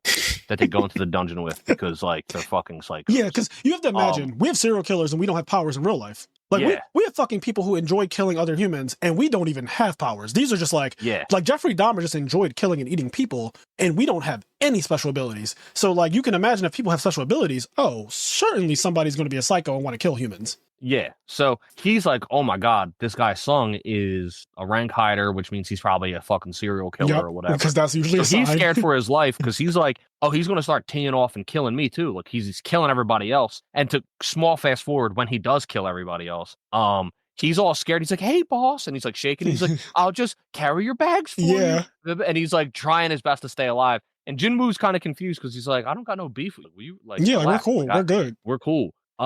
But yeah, he kills like all of those guys. The main guy like powers up. He's like, you killed all of them, but like I'm different. And he has like a tank skill to like super raise his defense or whatever. And he gets fucked up too. It doesn't. He also happens to be the brother he happens to be the older brother, I think, of an S rank. Of an S rank, yeah. Yeah. So like an S rank who's stationed in America right now. So Sung kills this guy anyway. The guy begs for his life. Like when he realizes that Sung is just like, for whatever reason, way stronger than him. He's on the ground groveling and he begs for his life. And Sung, the system is telling him he has to do it anyway, but also Sung wants to do it. Let's be clear. Like he wants to do this, but he murders the guy. And after he murders the guy, he gets that, like Kenny said, during that fight or right after, he gets that murderous intent thing where he can just look at someone now and they can feel his animosity and like it's like Orochimaru. What Orochimaru did to Sasuke, where Sasuke had to stab his fucking kneecap in order to have pain outweigh fear. He can do that to people. He can just look at you and you can feel paralyzed by his actual aura,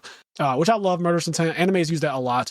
My favorite murderous intent scene from all of anime ever, I used to say all the time, is Neferupito Malice.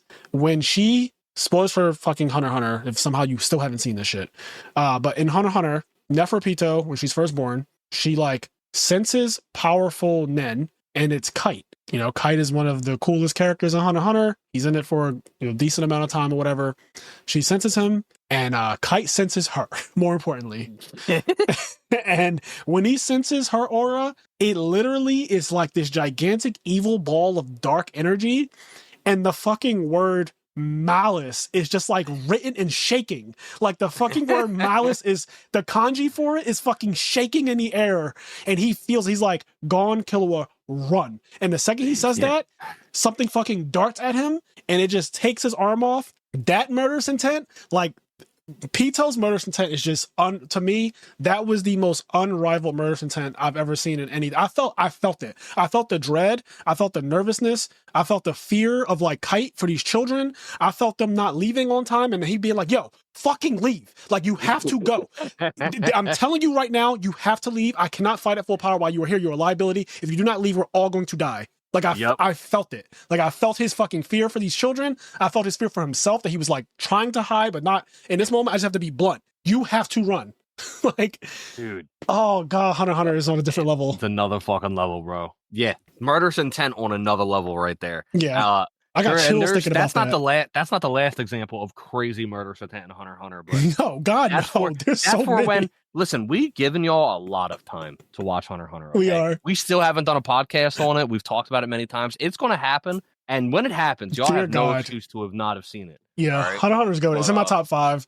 Yeah, Hunter x Hunter's just broken. It's one of the best animes ever, and it's not even done, which is crazy. But yeah, Sung, he murders these people. And he loses part of his humanity. And he says, there's some things that I can't come back from, right? Like, you know, he acknowledges, like, that's something that I've done this now. I've killed people and I can't come back from it. But on the contrary, what's happening is that his life is leveling up. This rich kid is talking to his dad. His dad wants to start a guild. And in this world, they have these things called guilds, where it's just a group of hunters who are powerful and all around the same rank or whatever. And usually they're high rank, so like S rank and stuff like that, the top 5 guilds. Side note, what's really funny about this, because you mentioned Hunter x Hunter, which I thought of too when I first watched this, but because Monster Hunter just came out, when they said like Hunter and guild, and granted, this is nothing similar to Monster Hunter. Monster Hunter doesn't have like magic per se. Yeah. But in my head, I've been playing Monster Hunter. I couldn't stop thinking about Monster Hunter while I was watching it. You've been playing it for a month straight. No, yeah. So they're everyone in these guilds is really powerful, and the rich kid, the billionaire kid's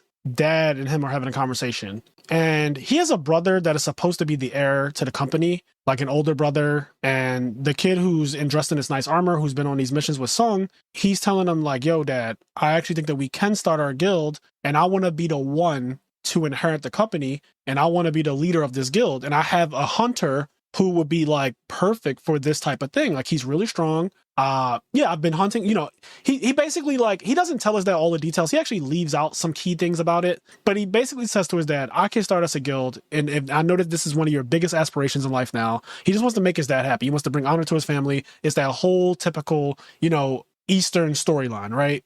Mm-hmm. And so he approaches Sung at a cafe, and he tells him like, "Yo, I have this proposition for you. You do this, I'll pay you." And Sung is like, "How much?" He's like, "I'll give you this amount." He's like, "How much is the building worth that your entire headquarters is?" And the kid's like, "The building? Like, how much is it worth?" He's like, "Yeah, how much is the building?" He's like, 5 billion. He's like, "All right, I want that."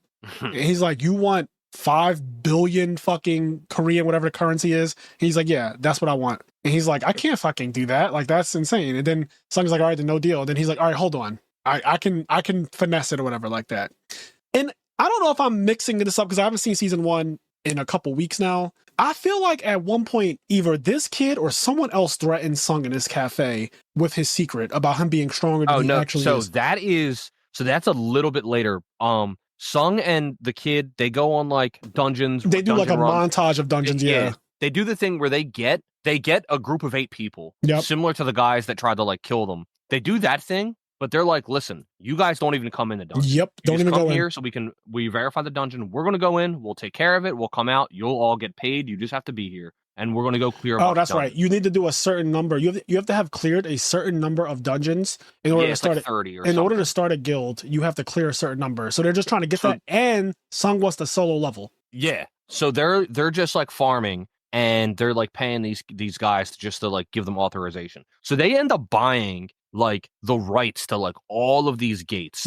There's like I guess like a bidding system, and so there's essentially no low rank gates for these other guilds to send their hunters on. So one of the guilds comes, they approach Sung, they do some research, they find out who's buying it all. They find out this guy Sung Jin-woo's involved. This guy realizes this guy survived the dungeon where everyone died. Like almost everyone died except like 2 people, 3 people. and then like he was one of the people that survived. He also survived the other dungeon where the S rank brother died, and Yeah, because if you think about it, that whole thing where those scumbags recruited them and they were going to kill them, and then Sung flipped it on them and killed everybody, and then only him and the little boy survived. That looks suspicious too to anyone on the outside, because they're like, hold on, 8 people went in, 2 people came out. You're a common denominator in these mass murders that keep happening. And then in another dungeon, you come out alive, all these other people die. So people are looking at him and they're like curious, because they're like, yo, this guy's been going in dungeons, crazy shit's happening, and he comes out alive.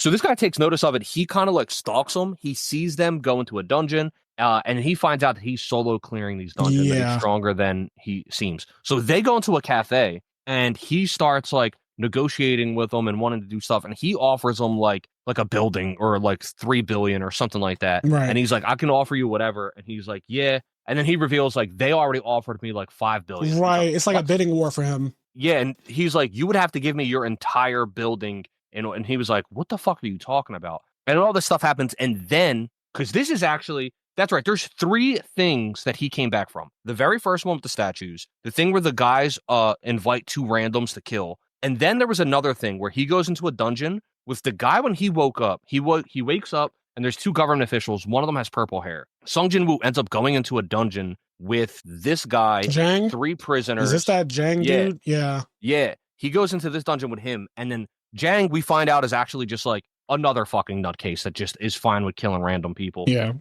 He kills like all the prisoners. Like a guy says, like, he has this whole sob story. Can you please kill the prisoners? Jang agrees to do it, but not because like he's doing the right thing. He's just like, I like killing. Yep. He kills all the prisoners, and then like some of the people that Sung Jin-woo knew from the first dungeon were there as well. They see this happen. He kills them, and he just ends up killing all these people. So then Jin-woo and purple hair guy, they end up fighting. They have this crazy fight. In the fight, or after he wins the fight, Jin-woo ends up learning his like stealth skill. Yep. So then this all comes to where this guy, he's talking to him, and then after the negotiations go through, and like this guy kind of knows that Jin-woo's way stronger than people realize. Yep. He goes invisible. He uses the stealth skill. He puts a cut on the guy's cheek, and then like he's behind him, completely invisible, like fucking aura threatening him, trying to like Rietsu crush the him. guy threatens him that I'll tell people your secret, like I'll let everyone know who you really are, kind of vibe. And Sung, while still seated at the table, I feel like he fucking astral projected himself in an instant and like went behind this guy in stealth mode with that skill that he just learned from the assassin type dude, Jang. Mm-hmm.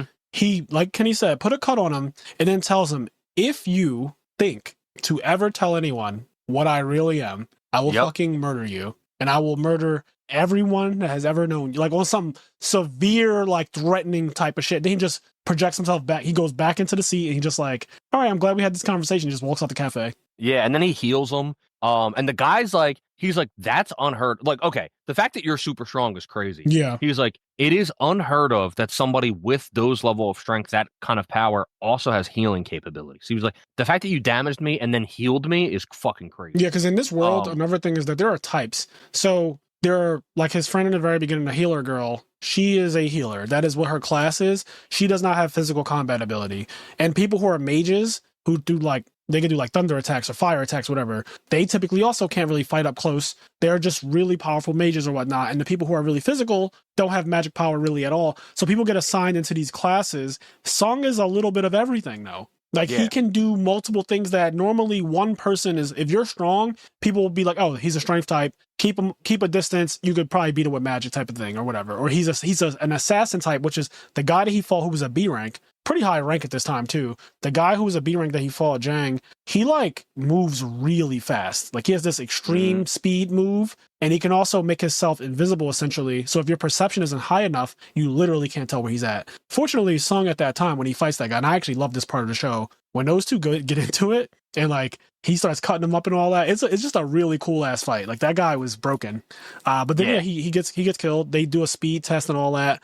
Sung is able to get stronger as he's fighting, which is really unfortunate for the other guy because the guy's like, what the fuck is happening, bro? Like this guy can't be this strong. And I feel like he's getting faster as we're fighting. So this guy, so in this dungeon, the one guy is one of Sung Jin-woo's like friends, so to speak, is a C rank. He's like a really old, experienced C rank. Mm-hmm. And did he lose a limb or something in the earlier part? I think he lost an arm in the first dungeon. And the girl, his friend, she is a B rank healer, which is like a really That's high pretty level good, healer, all yeah. things considered. But something you find out is that like she's always been kind of scared of stuff, and then so even though she's a B rank healer, she instead always went into low rank dungeons like D, E rank. That way she could just keep everybody alive and not really have too much of a threat to her own life. So anyway, the guy, the purple hair guy, he's a B rank like assassin or whatever. So he's like really strong. And like Frazier said earlier, the difference between ranks are huge. So like the C rank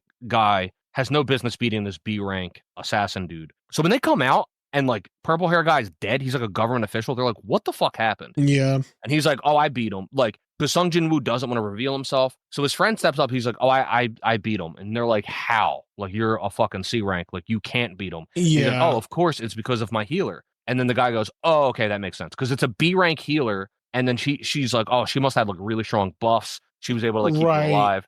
And then like you were able to like They sell it. the B rank. Yeah, they sell it. But I forgot. So there was 3 instances where this motherfucker keeps escaping these situations that normally are fatal for regular people, especially people of his level, and he keeps coming out of it. So yeah, when he gets basically extorted, because I guess that's what this would be called. That guy at the cafe tried to extort him, and he let him know very quickly, I am not extortable. If you fuck up this little thing I got going on with this kid and his rich dad, I will just kill you. And I will kill you in a way where no one will ever find a part of you. I just want you to know that I'm not going to prison for it. Nothing's bad going to happen to me. I'll fucking drag you into a dungeon and I'll murder you. I'll brutally and they fucking make murder you. They make this deal where he gives them like an insane amount of money. And he's like, I'll sell you like 3 of the gates because he tricked a couple them too. days ago, he got like a class change quest, and he like didn't really know what it was. It was like a lot of the quests he got were like time based, and this one wasn't time based. He could just accept it whenever, and he wanted to go and like do this class change quest and like be left alone. So he's like, okay, I'll sell you some of these gates. He's like, I'll be away for a couple days. You can clear these gates, whatever. I don't care. And he sells them to him. And then like the next day, all of the gates become available. And he's like, what the fuck? I just spent all this money to buy these gates. And then he like sends him an email like, now I know that I can trust you or whatever. Yeah, so he extra puts it in on that guy just to make sure. Yeah, I want you to understand. Like, oh man, like this guy's crazy. Yeah, he wants to make sure that don't fuck with me. Like not only will I ruin your life, literally, like I can literally take it away from you, but I can also just like ruin your life in other ways. And that was just a little taste of, because what's cool is that Sung, who I don't think was considered very smart when the show started, he had a spidey sense or whatever. But he wasn't like intelligent, a genius. Yeah, he's not Light Yagami or like Lelouch v Britannia. You know? Yeah, not in the like beginning. A genius character. But as the show progresses and as the show goes on, like Kenny said, he levels up and all his stats increase gradually over time, and then he could allocate points to specific things like intellect. And that shit seems to be affecting him literally outside of combat. Like intellect does not mean, oh, in combat I can use magic. No, intellect means literally I am a smarter human being now. Like I am. So by the time at this point in the show, like I don't know what episode this is, but let's say it's mid-season. So it's probably like episode 6-ish. He is fully just a strong and smart person. Like he's very intelligent now. Because that little thing that he did with the gates, that little trick to get the money and like, oh, he fucked me over with that. Like, and the guy's kind of, he's salty, but not in a way where he's going to do anything about it. He's kind of like, damn, he got me. Like, yeah. It's a genius plan. And then he goes to the, that special dungeon. And this is kind of where, all of it culminates to this point where he takes on this job change mission. I think this is like the heart of the season. Because this is, I would almost say that season 1 is a prologue to what really this whole thing is about. Like he really becomes himself at the end of season 1, but he goes into this one fucking job change place. It's like this castle, this abandoned castle. On a side note, that is something when we kind of get toward the end of this, that is something I want to discuss, but continue. Yeah, so he goes into like this abandoned castle looking place, and there are these knights in there. He encounters one, and he's fighting them, and he's using his dagger, his trusty dagger that he's used in like every other fight. Like when he fought the assassin, he used that dagger. When he, kills goblins and the spider, he used that dagger. He poisoned the spider, in fact, I think at one point. But he always uses that dagger. And because the dagger has like, I think it's like poison and paralysis. Yes, and like it takes time to set in. It's fucking broken. Yeah, it's insane. So he's used his dagger a lot. He goes to use the dagger on one of the knights in this job change dungeon, and like he immediately notices that the armor that they're wearing is like too durable, and he can't really use it. So he switches to fisticuffs, and he just like wins the fight. And he says, "Damn, these things are pretty tough." And he levels up or whatever, and he's like, "Well, I'm going to keep going. I'm just going to press forward." And he goes through. He fights more. He levels up, fights more, and he arrives at a throne room. And in this throne room, there's nothing in it but like this one fucking red knight named Igris. And they start fighting, and this fight Oh my god, the animation on Jin Woo getting his absolute ass beat. First they start off dagger to sword. So the fucking knight Igris has this gigantic bastard sword. Like he has this gigantic fucking sword. And he's swinging it, and Sung is like, God damn it, he's so fucking strong. Like, even blocking this shit hurts. He's like, I'm not going to be able to block many more of these attacks. His strength is otherworldly. His speed is also outrageous for how strong he is. Like, how is someone that fast and that physically strong? Sung would, like, block an attack and get thrown back into a pillar because he blocked it. He's like, yo, if I take any of these attacks directly, I'm dead. Like, I'm fully fucking dead. And so he's going at it, and he's just losing. He's on the defensive the entire time. He does get a hit in, and it doesn't do anything. Like, it doesn't do anything to Igris. And then eventually, it gets to the point where he's, like, literally about to die, I think, and he gets teleported away from the punishment quest. Like, he gets teleported away. Luckily, at this exact time he's about to die, like, sword's about to come down on his fucking head. Yeah, because before he went in, so I don't think he didn't realize how long it was going to take. Yeah. So he had a daily. He still had a daily he had to do. And he's like, I'll just do it when I'm done this quest. So he goes into this quest, and then, like, he's about to fucking die. He's fucked up. And then he realizes, like, oh, the time is going to expire on my daily. And then he, like, kind of plays to that, I think. And he, like, lives just long enough to get teleported away. Yep. Goes to the punishment realm. With the centipedes. Survives 4 hours in there. And then, because he also, I think, levels up there, he gets a full restore or whatever. Yeah. And so then he comes back. He comes back. And again, I don't remember all the events exactly as they happened, but I remember him discarding his dagger, and Igris fucking slams his sword in the ground.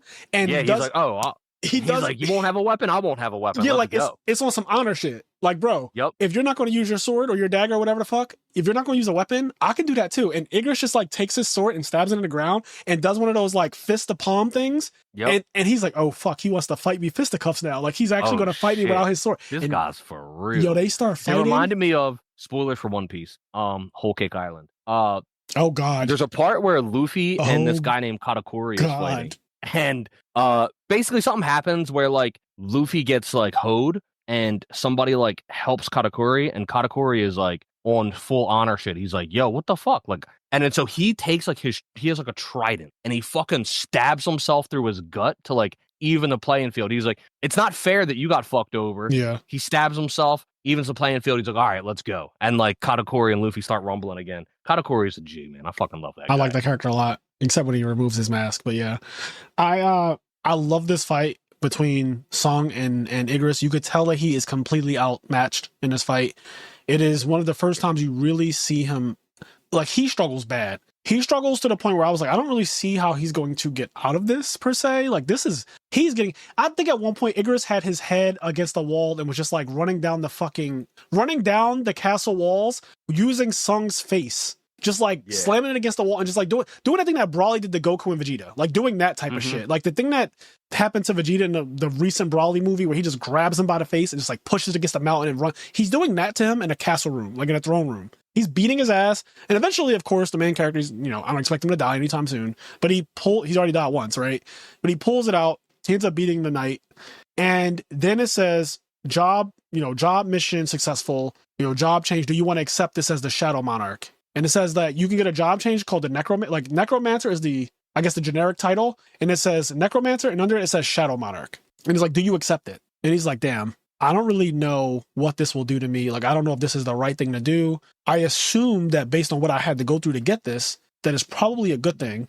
So I guess I'll just chance it and hope for the best, right? Because so far the system's been good to me. Yeah. Well, first he says no. He says he actually did not, because he's like, I'm not really that kind of class. I'm not a necromancer. I'm not a mage. Right. I'm more of, like, a thief class, a rogue, like assassin build or whatever. I also have a lot of strength. So he says no. And then the system goes, this is a secret class. Like, this is a secret unlock class. Are you sure you don't want to take it? And he's like, what the fuck? It's a secret class? He's like, I don't even know what the regular classes are. Right. He's like, but this is a secret class. And then so he ends up accepting it after that. Yeah. And when he accepts it, he gets the ability called Arise. And he now can, like, take the souls of enemies that he's defeated and resurrect him as his fucking personal vanguard. And so he does this to a bunch of the foot soldiers that he was fighting or whatever. Like he has a bunch of the regular guys that he beat already. He resurrects all of them and they all lift up, like their spirits come out of their body and they look all inflamed and they're all working for him. And then he goes over to Icarus. And this is where I really like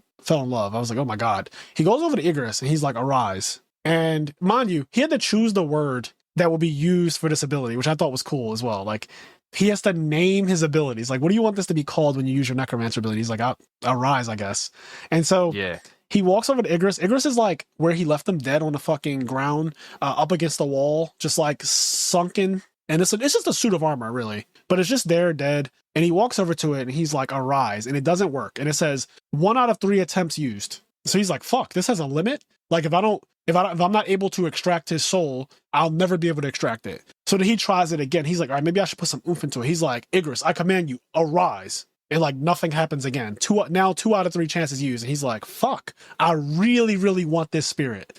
And so he thinks for a second. He looks at the throne and the throne was empty. And he has a flashback about when he walked in, Icarus was just like chilling, guarding the empty throne. And he kneels down and he says, Icarus, I know that you've been guarding an empty throne for the last several years, and you have no one to actually fight for. Your king has abandoned you. Why don't you come fight for a new king? Arise. And like, oh, Icarus's soul comes out of his body, and he gets all inflamed, and he just like has fucking Icarus as an actual ally now. That shit, seeing him actually get that guy or that thing. Yeah, because that thing was broken. That thing was broken. I was like, dear God, he has that as a fucking summon? Oh my God. And that's basically the end of the season. I think it like concludes with that, right? Is that the end? Yeah, for the most part. I think I think that's basically where it concludes essentially. Another thing is like he realizes like, okay, this is like a mage class that I am, but I can still put my stats wherever I want. I can still be strong. I just also have like these other powers too. Yeah. And it all depends on like how I build or whatever and where I go from there. But yeah, I mean, I think that's pretty much the end of the season. Yeah. So now, I mean, we could just discuss like season overall, your thoughts. I would love to hear like, what do you think about season 1 of Solo Leveling? Like, how do you feel? Animation, music, intensity, fights, all that good stuff. The animation is fucking incredible. The animation's really good. The music's awesome. So I watched it in one night.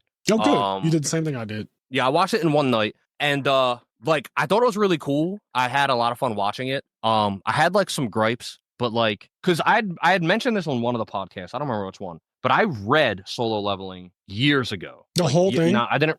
No, not the whole thing. But I had started Solo Leveling years ago. And I started reading it because it was like really big and hot. Yeah, it was catching fire for sure. And at that time, I was reading a lot of manhwa. Like I read like The God of High School and Tower of God and like all these other things. Bunch of just random manhwa I was going through. I was like, all right, yeah, like I'll check out Solo Leveling because like this is on all of the websites. And it's funny, like almost all of those websites, original websites I used to use are like all down now. Yeah. But on all of the websites, it was like the #1 trending manhwa like every week. So I was like, I went to go read it. And I read it, and I think I read maybe like 30 or 40 chapters. Now, granted, this was also a very long time ago. I don't know exactly how much season 1 adapts, but I don't think I got as far as the end of season 1. Right. You didn't see him become the Shadow Monarch. No, I didn't see like the very end of like season 1, but I do like remember some of the things that happened, but it's very hazy. For the most part, it was like a new watch. Like I didn't really remember any. Because it was years ago. But anyway, I had mentioned on a previous podcast that like I tried reading it a while ago and like it just didn't really interest me. I didn't really enjoy it all that much. So watching it, I can honestly say I did enjoy watching the anime a lot more. It was done a lot better, I think, than the manhwa that I read at the time. But I still had like some gripes there. It's still like there's some things about it that I'm not really sure about. But I'm hoping that season 2, I haven't seen season 2. Based on some things that I heard, I'm hoping that season 2 really picks up. It seems like where season 1 ends, and I think what you said is like kind of like important, I guess. It feels like season 1, in hindsight, is a prologue. It almost is. So what's really going to be happening? Because it's like... So I'm really looking forward to what's going to happen in season 2. What were you going to say? I was going to say, you basically see who he becomes And the whole season is like setting up. He killed people now, multiple people at this point. The assassin dude who was a killer, the other guys who were scumbags. He's threatened people who are just like regular humans. He's done all these things. He's also become extremely powerful. You see him become this thing called the Shadow Monarch, which is like, you don't really fully understand it. You get a glimpse of like what it can do. I just know Caius is broken. You know that. Exactly. You know Caius is broken. Caius is broken. I love the fact that it's called the Shadow Monarch, by the way. That's just a crazy fucking name for something that we both love, Caius. So he's literally Caius now. And do they also show in season 1 he gets like teleported to some fucking place with a dungeon at like the Cerberus? At some point he gets teleported to like this castle, and it's like this high rank castle, and he could go into it.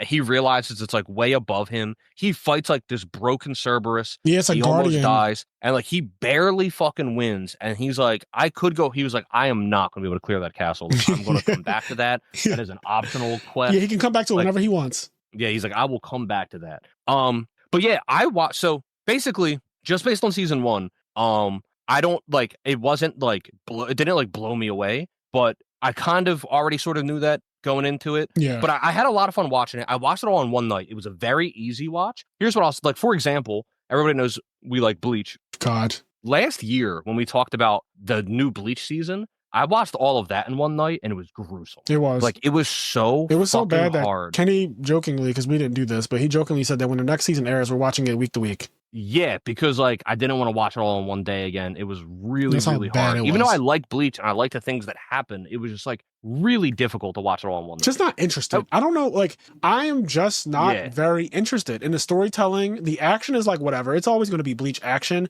I think that we've gotten older where that doesn't really do it for us just by itself. Like, I'm just not like, I'm interested in Solo Leveling. I'm interested in Freerun because there's still some mystique about them.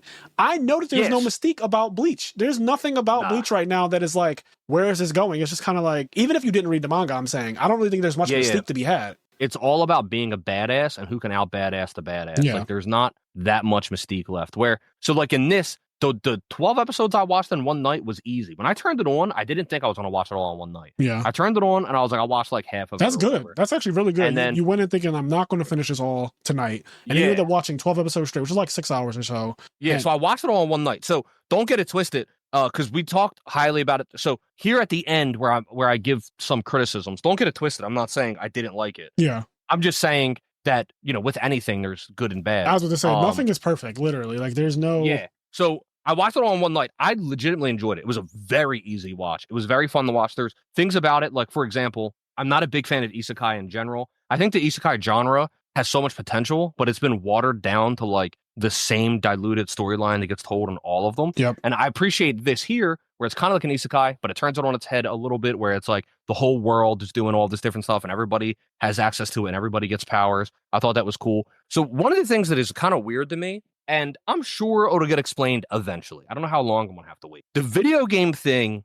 on one end, I really like, because I love video games. I love RPGs. And so I do like that. But I also... it makes me go, okay, at some point, you're going to have to actually explain this with the plot, because it almost makes it seem like whoever gave him this power actually controls everything, right? Because like all of these gates, all these powers that are here, that exist, that are like all a thing, like why does like this system like supersede it and able to do, I don't know, it's just like weird. And it's like weird that he has like these very specific video game powers. Yeah, he's way more broken than everyone else. Yeah, and I just hope that that gets actually like real story explanations at some point. Like, I'm fine that it's not here right now at the beginning, but I just hope that because I've read a lot of manhwa where stuff like that never gets explained. Yeah. And there's a lot of manhwa where they're really cool. They set up like this super broken premise, but there's no real effort put in to like explain the premise further. They're just like these really broken premises and like these really strong power fantasy characters, and they don't flesh them out fully. Like, for example, in this, one of the other things that I'm hoping gets addressed in like the next season, I don't know the name of any character other than Sung Jin. I don't know a single fucking person's name in season, and they show a bunch of characters, but like nothing fucking happens with any of them throughout like basically the whole that's on season. purpose. You're gonna know a lot of characters by the end of season 2. Okay, that makes me happy because like I watched season 1 and I was like, bro, I don't remember the kid who literally joined up with him. I don't know that kid's name right now. I couldn't tell you. Yeah, But I know the names of some other characters that you've been introduced to already. And like you said, they just kind of showed you like, oh, this is an S rank hunter. This is this guy or whatever. This is this girl, right? You see this cool ass girl. She's like amazing hunter or whatever, S rank. And And then like they show her flip around a little bit or just out jogging, but you never see her again. All of these people that you saw in passing, even in the very first scene on Jeju Island or whatever, you're going to know their names. Yeah, they're all going to be relevant. Which is good. Like that is, I agree. That is that's an honest critique. Cause like one of my problems with Naruto Shippuden as opposed to Naruto is that in Shippuden, it just focuses on Naruto and Sasuke pretty much the entire fucking thing. It's almost like the opposite thing, right? Because in regular Naruto, they have all these really cool characters that you like, etc. Then Shippuden happens and it kind of just waters down the Naruto and Sasuke. Whereas like this, I'm hoping, and based on what you're saying, it sounds like it's true. Yeah. In the start of it, in season 1, it's like they show all these cool characters, but like literally nothing happens with any of them. Yep. And then it's like over time, we get to see these characters do more, hopefully. Yeah, I think that's a legitimate thing because while Naruto was great for the base season, I think base Naruto was amazing just because like all the development of Neji, Gaara, Rock Lee, like Sakura, Hinata, all these characters, right? All the stuff going on in between, just the Hyuga clan, right? And the way they treat each other, the lesser family, and there's like the Uchiha clan. There's all these different clans and all these different things going on, all these internal politics and things like that in this history, and is really deeply rooted. And they develop all of it. They develop a lot of it. Orochimaru used to be the student of the current Hokage. And he's bitter that he wasn't named the replacement Hokage after he stepped down, that he made it the fourth. It's like all this bitterness and stuff like that. And like, why is he like this? And why is Tsunade afraid of blood? And why is Jiraiya, like all of these things, like what happened between him and Tsunade? What happened between the 3 legendary Sani? Why is one of them evil? They explain like a lot of this shit. And then again, in Shippuden, it's just kind of like, I get it, as focus on the main characters, but like, damn, did you have to discard completely everybody else? All these characters, because like a lot of people love characters that are not Naruto and Sasuke. I remember going to Galaxy Video, which was like my very first like local in a way. And everyone at that local used to play the Naruto fighting games in Japanese. We had somebody with a Japanese chip or whatever in a GameCube, and he was able to like play Japanese games, play Japanese imports, and they had all the Naruto games that hadn't even come out yet, like the Clash, Ninja Clash, whatever the fuck they were called. Yeah, I think it's called Clash of Ninja. Clash of Ninja. There's Clash of Ninja and Ninja Storm, and Clash of Ninja was the one that was like a real fighting game, exactly. So people would import those at that local, and my point is, everyone at that store, because there were so many characters, they had a different character that they liked from Naruto, and they would like play that character. And when they read the manga, they would talk about like, yo, did you see what Choji just did? He just like swallowed the pill and got this butterfly mode. He got all skinny and shit. Like that was insane. Did you see what Neji did? He did like 64 palms and then 128 palms, like all these cool things. And that was dope. Like some people liked Kiba because he liked dogs and you know, weird insect people and all that type of stuff. People dressed like Naruto characters even. Like people, there was this one guy who used to wear like actual mesh stuff. Like he was very gothic, but he kind of dressed like the fucking insect guy. I forget his name right now. He dressed like not Shiba or Kiba. What's his name? It starts with an S, right? The insect guy. It is Shiba. I think that isn't his name. Kiba is the name of the guy. It's like Shino. Shino. There you go. Shino. I think it's Shino. Yep. So he would dress like Shino at the locals, and like just how people have Yu-Gi-Oh decks that you kind of identify with back in the day. Now it's not so much. Now people just play whatever the meta is, right? But I remember before Yu-Gi-Oh got all try hard, people would play insects. And that's what they literally played. As every time a pack came out, they would be like, oh man, I just want to see the cool insect cards that came out. Like, oh, Insect Queen came out. Even though Chaos Emperor Dragon came out and fucking D-Mot came out, people would be like, yo, I need that Insect Queen, bro. I'll trade you anything for that Insect Queen. And like people were like, I need that Ultimate Tyranno. Some people were like, I need that Strike Ninja. Some people were like, I need that Leviathan Dragon Daughterless. Some people, just like the Mana Core Darkness came out. People needed that. It was just cool that there was a time where you could say this person plays these types of things and they like this type of Naruto character. And then after a while, those characters don't get developed anymore. So then everyone's personality when it comes to these characters just kind of fades away too. And it's a little sad. Like the Yu-Gi-Oh decks all become the same thing. They become a monolith. And then the Yu-Gi-Oh decks become a monolith, and then the anime that people like start to become a monolith as well with the characters. And I just wanted to go on that little rant. One of the biggest crimes is that in all of Shippuden, Rock Lee doesn't win a single fight. Yep. He doesn't really have any fights. That too. He doesn't, and I think he has like 1 or 2, and he loses both of them. Like Rock Lee is one of the characters that in part 1 of Naruto, they put the most effort, I feel like, into building up and endearing him to the audience. Like they did everything they could to endear Rock Lee to the audience. They really did. He does fucking nothing. Yep. and Shippuden. It's so infuriating because like he's one of my favorite characters, and not just me, like most people. Yeah, most people love Rock Lee. Most people got into Naruto because of the Rock Lee versus Gaara fight. Yeah, and then like they don't do anything with the character. It's a shame. Anyway, it doesn't sound like, and I don't expect it to be an issue, but in season 1, just talking about just season 1 without having seen season 2, it is one of my gripes of season 1 that like there was a lot of characters, and I was like for example, the girl. One thing that really kind of like annoyed me a little bit was the healer girl. They like go on the thing. She like has trauma, and then like he spends a lot of time training and doing shit. Yep. And like when he finally sees her again, I like you kind of realize that he never like this person kept you alive. Like the only reason why you're alive is because of this girl. Yeah. You've been in a bunch of dungeons. She's gone to a bunch of dungeons with you, and she's kept you alive. You wake up, become broken, and then like a couple months pass, and you never go say hi to her. Like you guys went through this crazy traumatic experience. He never goes and like says hi to her. And then like they go into another dungeon together, and then afterwards she like just says like I'm going to retire. Yeah. And I don't know if she'll come back later, probably, but I was like kind of annoyed. I was like, what the fuck? I was like, all this shit, like you only got to live long enough to get this crazy power because of this girl. And I think that's an actual plot point too, what you're talking about, because he does mention how he's losing his humanity. Yeah. And I like that they're alluding to that very mildly at first, I would say. That he's like again, he's killing people now, and that will be perceived. Not everyone will agree with the whole like, oh, I had to do it type of thing, like the self-defense type thing. But he's losing himself, and that is important because there are things that he valued when he was weak, right? Like his mom. And he does say that. Yes, there are things that he valued then, and then like, as you get stronger, we said if we had powers, for sure, some people would just be like really classist about it. Yeah. It's interesting. Yeah. I watched this with Connie, and one of her takes from it, because we watched it together all in one night. We both, like I said, had a lot of fun watching it. Gripes here and there, but whatever. But one of her things was she was like, it'd be really interesting if he ends up like becoming the villain. I don't know if that's going to happen. She was like, but the way this is set up, it kind of like feels like it, right? Like, if he ends up like becoming a villain, like it would be fucking crazy. And I could see them doing a thing where like so in my opinion, he certainly won't become the villain, but I could see them doing a thing where he becomes the villain for an arc, like maybe or like he's framed as a villain to the world because he's a threat to national security. He's a threat to like the world. I mean, if he keeps getting stronger, right? Where does it end? Right? Like where does this fucking end? So that would be really cool. I'm interested to see what happens. But yeah, like I said, there's some things, and I'm gonna wait until I see season 2 as well. But just in general, I read like a lot of manhwa, and they all have like some of these same problems where I feel like they have this really good idea of a story, but a lot of like the in-betweens are like not fully fleshed out and like fully baked. They're not like fully cooked in the oven.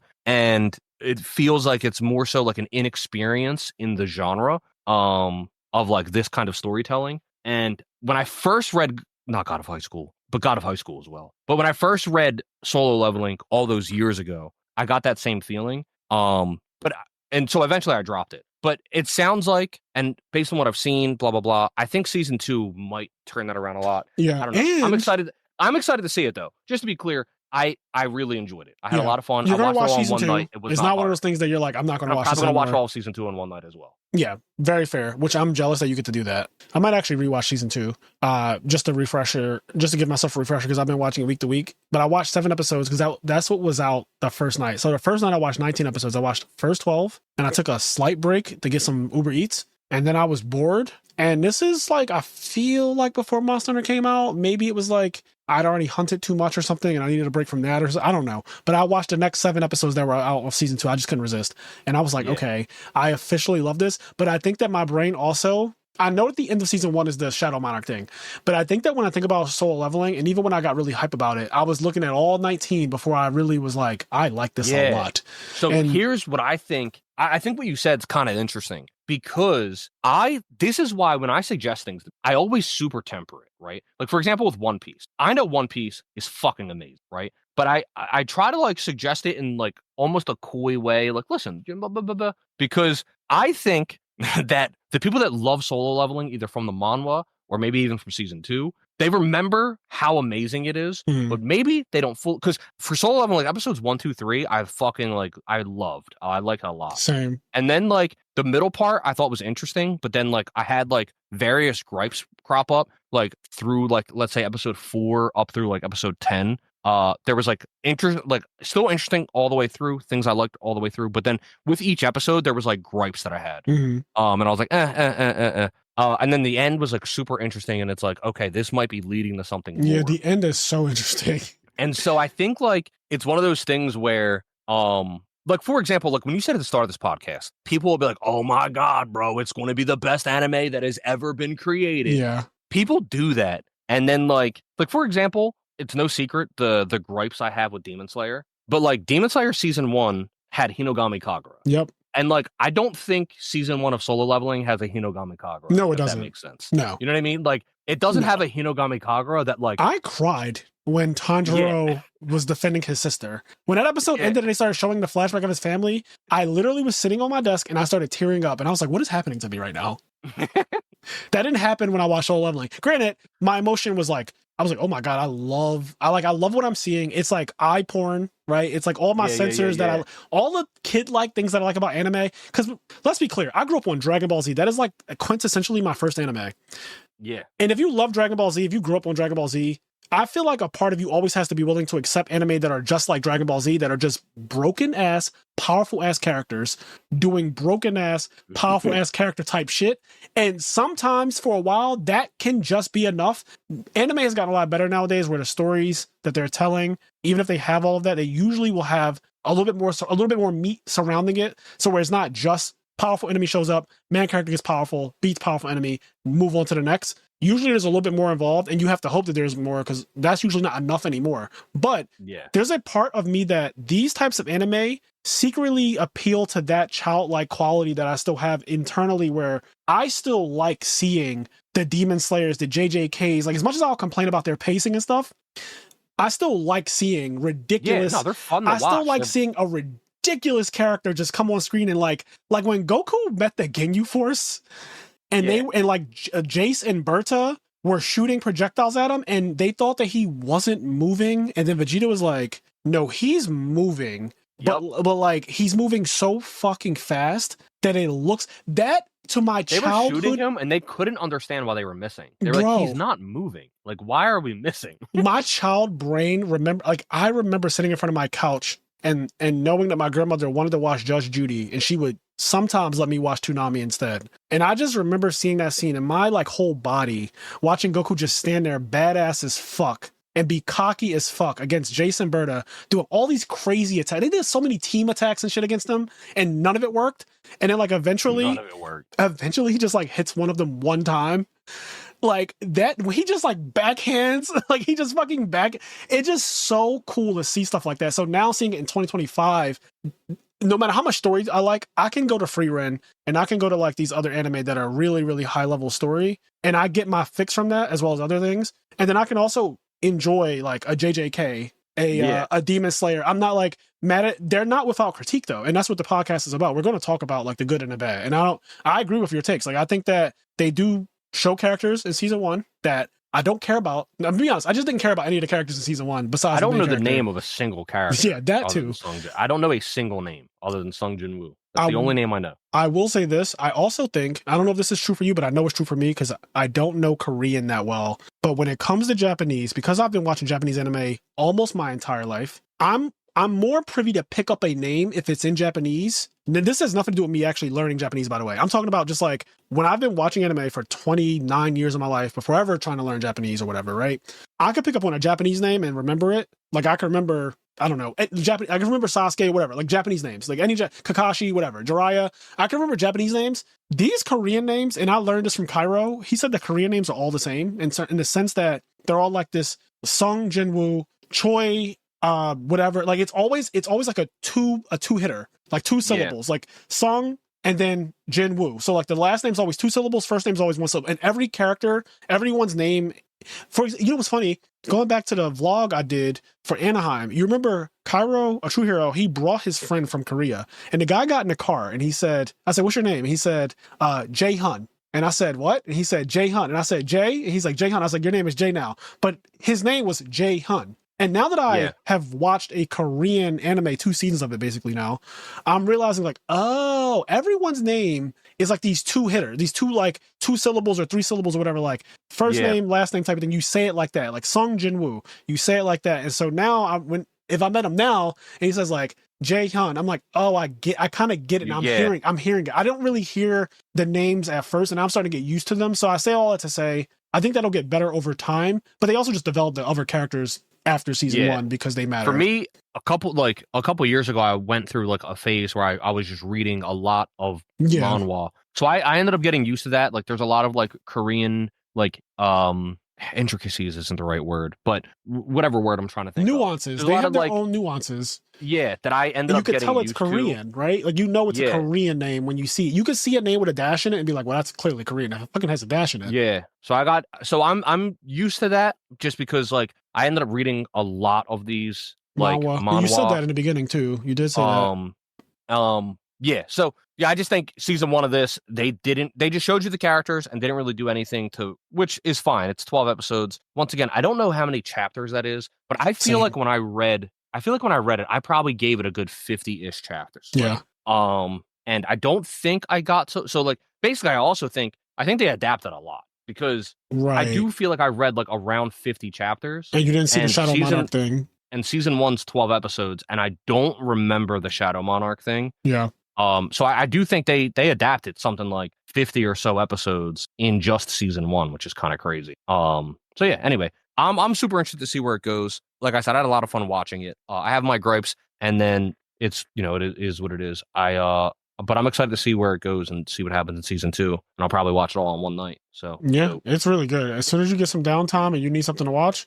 that's going to be a fucking amazing watch. And then I'm probably going to start on my Invincible journey soon because I know that we have an optional boss, shout out to Quest, who will be coming on the podcast to talk about Invincible with us. So we both haven't started that yet, but we will be starting that eventually. And then as soon as we get done that, we will do a podcast. We'll probably do what we usually do, which is like first 4 and then next 4. Because I think Invincible's episodes are longer too. They're not 30 minutes. I think they're like I think they're an hour. I think they're closer to an hour. Yeah, close to an hour, if not literally an hour. So we will most likely, if 4 episodes is like around 3 or 4 hours, then that's enough to do a podcast, and just do that. So yeah, I think that's everything I want to say. I think we got it out. I don't know if you have anything else to add to Soul Leveling. No, I mean that's pretty much everything. Yeah. I'm also starving. Yeah, I'm ready to go eat. I'm not starving, but I am very tired. I didn't get good sleep last night, so I need to figure that out. But, all right, guys, I want to give a shout out to the people on our Patreon at the party member or higher tier. Thank you guys so much for all your support. Don't forget, when we get to 200 paid people on our Patreon, we will be doing a 1K. We already have the money for that in our IMNerd piggy bank. We've had it like since October, November of last year. So as soon as we hit that 200 paid members thing, we'll be doing an Edison 1K with no special rules. It'll just be straight up Edison format. And everyone who is on our Patreon is eligible to play in that tournament. But yeah, anyway, so let's give a shout out to The Guild Authorizes Redo. Love that name. Leon, Quest, Xavier. This Ain't God, This is Stanley Earl. The Sultan of Slot. You can get cooked in any format. Shout out to Dom for that name. Omri Reynolds, First to Home, Hydro Pump, Vincenzo, Dallas Bailey, KJ, Fair Bear Flash. Does that say Fair? Yeah, Fair Bear Flash. Sarah Maria, Alex Ahern. 1002s and Heartbreak. That name is crazy. Trying to get flued out. Gores in my prison pocket. Sugal, Vicky Venomon, Elijah Barfoth, Tyler Tadeo, Volvi the Mega Monarch, Eisen from Free Range. My man. Hey, yo, and Rage Peacock, you win. Like, honestly, you just win the internet. You are so good at these names. I genuinely look forward to it because I don't know how, we're like almost 300 episodes in. I never expect the names that you come up with. Like when I'm reading names, I'm just reading them without thinking about it too much. And then I get to your name every time. And I'm always just like, that's clever. So yeah, anyway, Eisen from Freeran, Jenner 215, Thomas Rude, Joshua Carroll, Eric Chai, Brian Moore. This Ain't God. This is City Councilman Eric Mays, Mike and John. And then we have Freeton Bailey's Glaze Smooth Butt, Nod Win, B-Dog 23, Hershey Bar, Phil and Poyster, Tyler Frasher, Sasha Egger, Daniel Anderson, Daroa, Chicken Toasted Strudel, Jordan Eastman, Robert Light, Clanger, Pavinci, Travis Lurs, Deckless Due by 1002. Fuck y'all. Oh God. Crazy. HT19, Gregory Calmarang, Limp Bizkit Jigsaw, Mike and John, Frago, Anthony Japov, Michael Zhang, Konjik Tyler, Neos is my alias, Chris Louie, Bob Cuddy, Kevin Garcia, Teth Adam, and Time Wizard 942. All right. Thanks again, guys, for all your support. We appreciate you. As always, do the things that make you happy, including enjoying a Korean style anime. I enjoyed this a lot. I enjoyed season 2. We're going to be podcasting on that soon. We'll catch you in the next one. Peace.